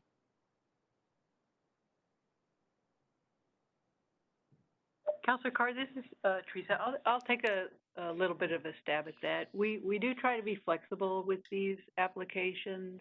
We do try to be creative and inventive and get the best project forward. Here we have a couple of different things at play. We've got the MERP, and as been discussed, we can vary from different aspects of council policy, but we also have an ODP. We have the rental housing stock ODP, which is a bylaw and has the weight of law, and that the staff does not have the ability to vary. So this one's really juggling between those two different policy documents.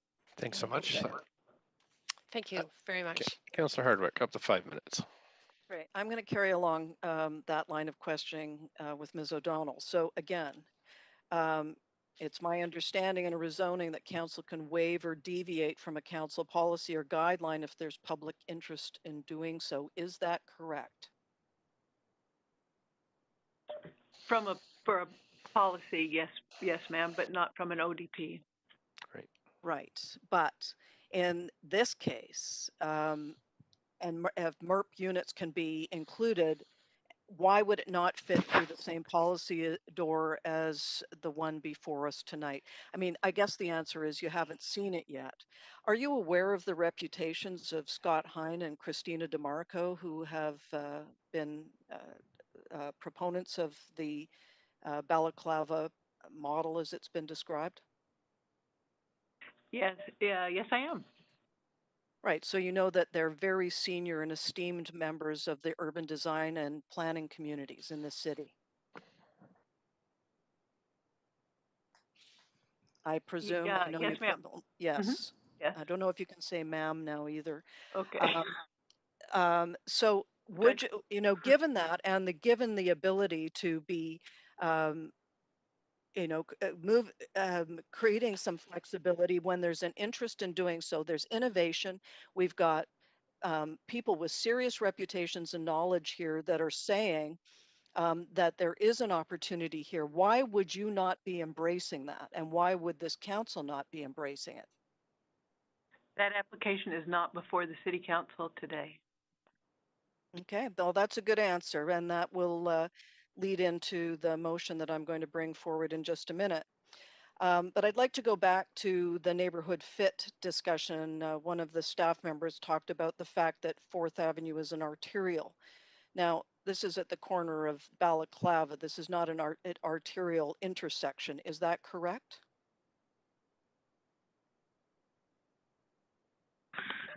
Thank you for that question. West 4th is an arterial and Balaclava is a secondary street. Okay, thanks. It's a secondary street. And is it not true that it has a narrow alley with bungalows behind? I can answer that. It's Paul Chang again. It is behind, to the south of this particular site is a 20-foot lane, which is a standard lane. And then to the south of that are houses or duplexes. The particular area is zoned for duplexes or houses.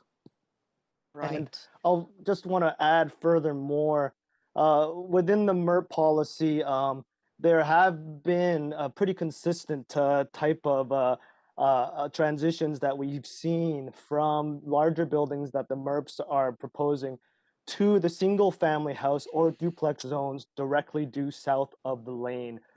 East Hastings ones, for instance, had 14-story buildings. Okay, so how do you reconcile, on the one hand, you're saying that we are conscious of neighborhood fit, and on the other hand, you're saying that, oh, but except for when we're not? I think we're conscious of neighborhood fit.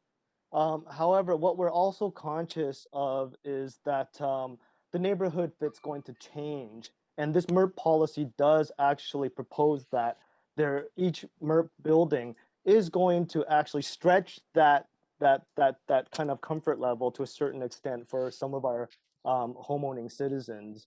Okay, well, Mr. Chang, with all due respect, it says very clearly in the policy that the projects must, not might, must consider and respect transitions to surrounding areas and homes. And I see that word must is being used, which is very strong and unambiguous. I think it's how do you reconcile that? I think that it is nevertheless a subjective decision, though, isn't it? In terms of transition, council has decided that a 14-story building transitioning to a single-family zone has been acceptable. So if it's okay for East Hastings, I think council must ask itself then, is it okay for a 6-story building to transition to a duplex zone in this area? Well, I guess then council also has to ask themselves if there's any point having policies at all. So again, what policies then are we going? Now I have a motion that I have to get out right now. But you that I can't have because circulated. Councillor Boyle has the floor for questions. Go ahead, Councillor Boyle. Actually, Mayor, seeing as there aren't other people on the list, I'm prepared to move the recommendations from staff. Okay, thank you. Do we have a seconder? Seconder, anybody? Fry. Thank you. Okay, so we're on the main queue now. Council, we are at 9:45. Just let you know, we have 15 minutes left after a very long day, but I'll just put that out there. And we've got Councillor Dominato. I'm point of. Just 1 second, I have a point of privilege. First, everybody, go ahead, Councillor Dejanova. No. Thanks much. Mayor Stewart, I won't be able to stay past 10 p.m. this evening, and I'm not sure what the proper procedure and protocol would be to complete debate and decision, if it would be on another night or as unfinished business at the next council meeting. But I would like to move that when the time's appropriate if possible. Sure. Maybe this is a good time to explain to everybody where we're at in this process. We've had the motion moved and seconded. We have a list of folks for the debate and decision. I understand there is an amendment that's proposed.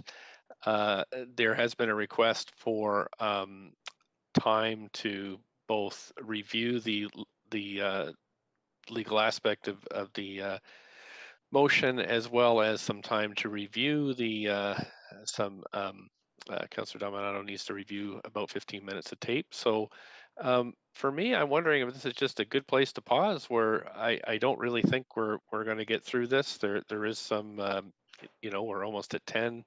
So I suggest that we can just recess, and what we would do is reconvene on March 2nd, Tuesday, March 2nd. I'm just going to make sure I'm right with the clerks here. Tuesday, March 2nd at, I believe it's 6 p.m. Point of procedure. Can I do that, Mr. Mayor? Yep, so I'm just putting it out there. That's my suggestion, but yes, you can ask a point of procedure. I'm wondering if instead of reconvening everybody on the amount of staff time that takes on one item, if this could be referred for debate and decision to the March 9th council meeting versus having a separate meeting just to complete that. I believe talking to the clerks, there was a problem with that. But, Mayor Stewart, it is yes. yes, it is the clerk here. Yes. The main problem with the moving it to the March 9th meeting is that meeting is completely filled with Right. agenda items. How about March 10th?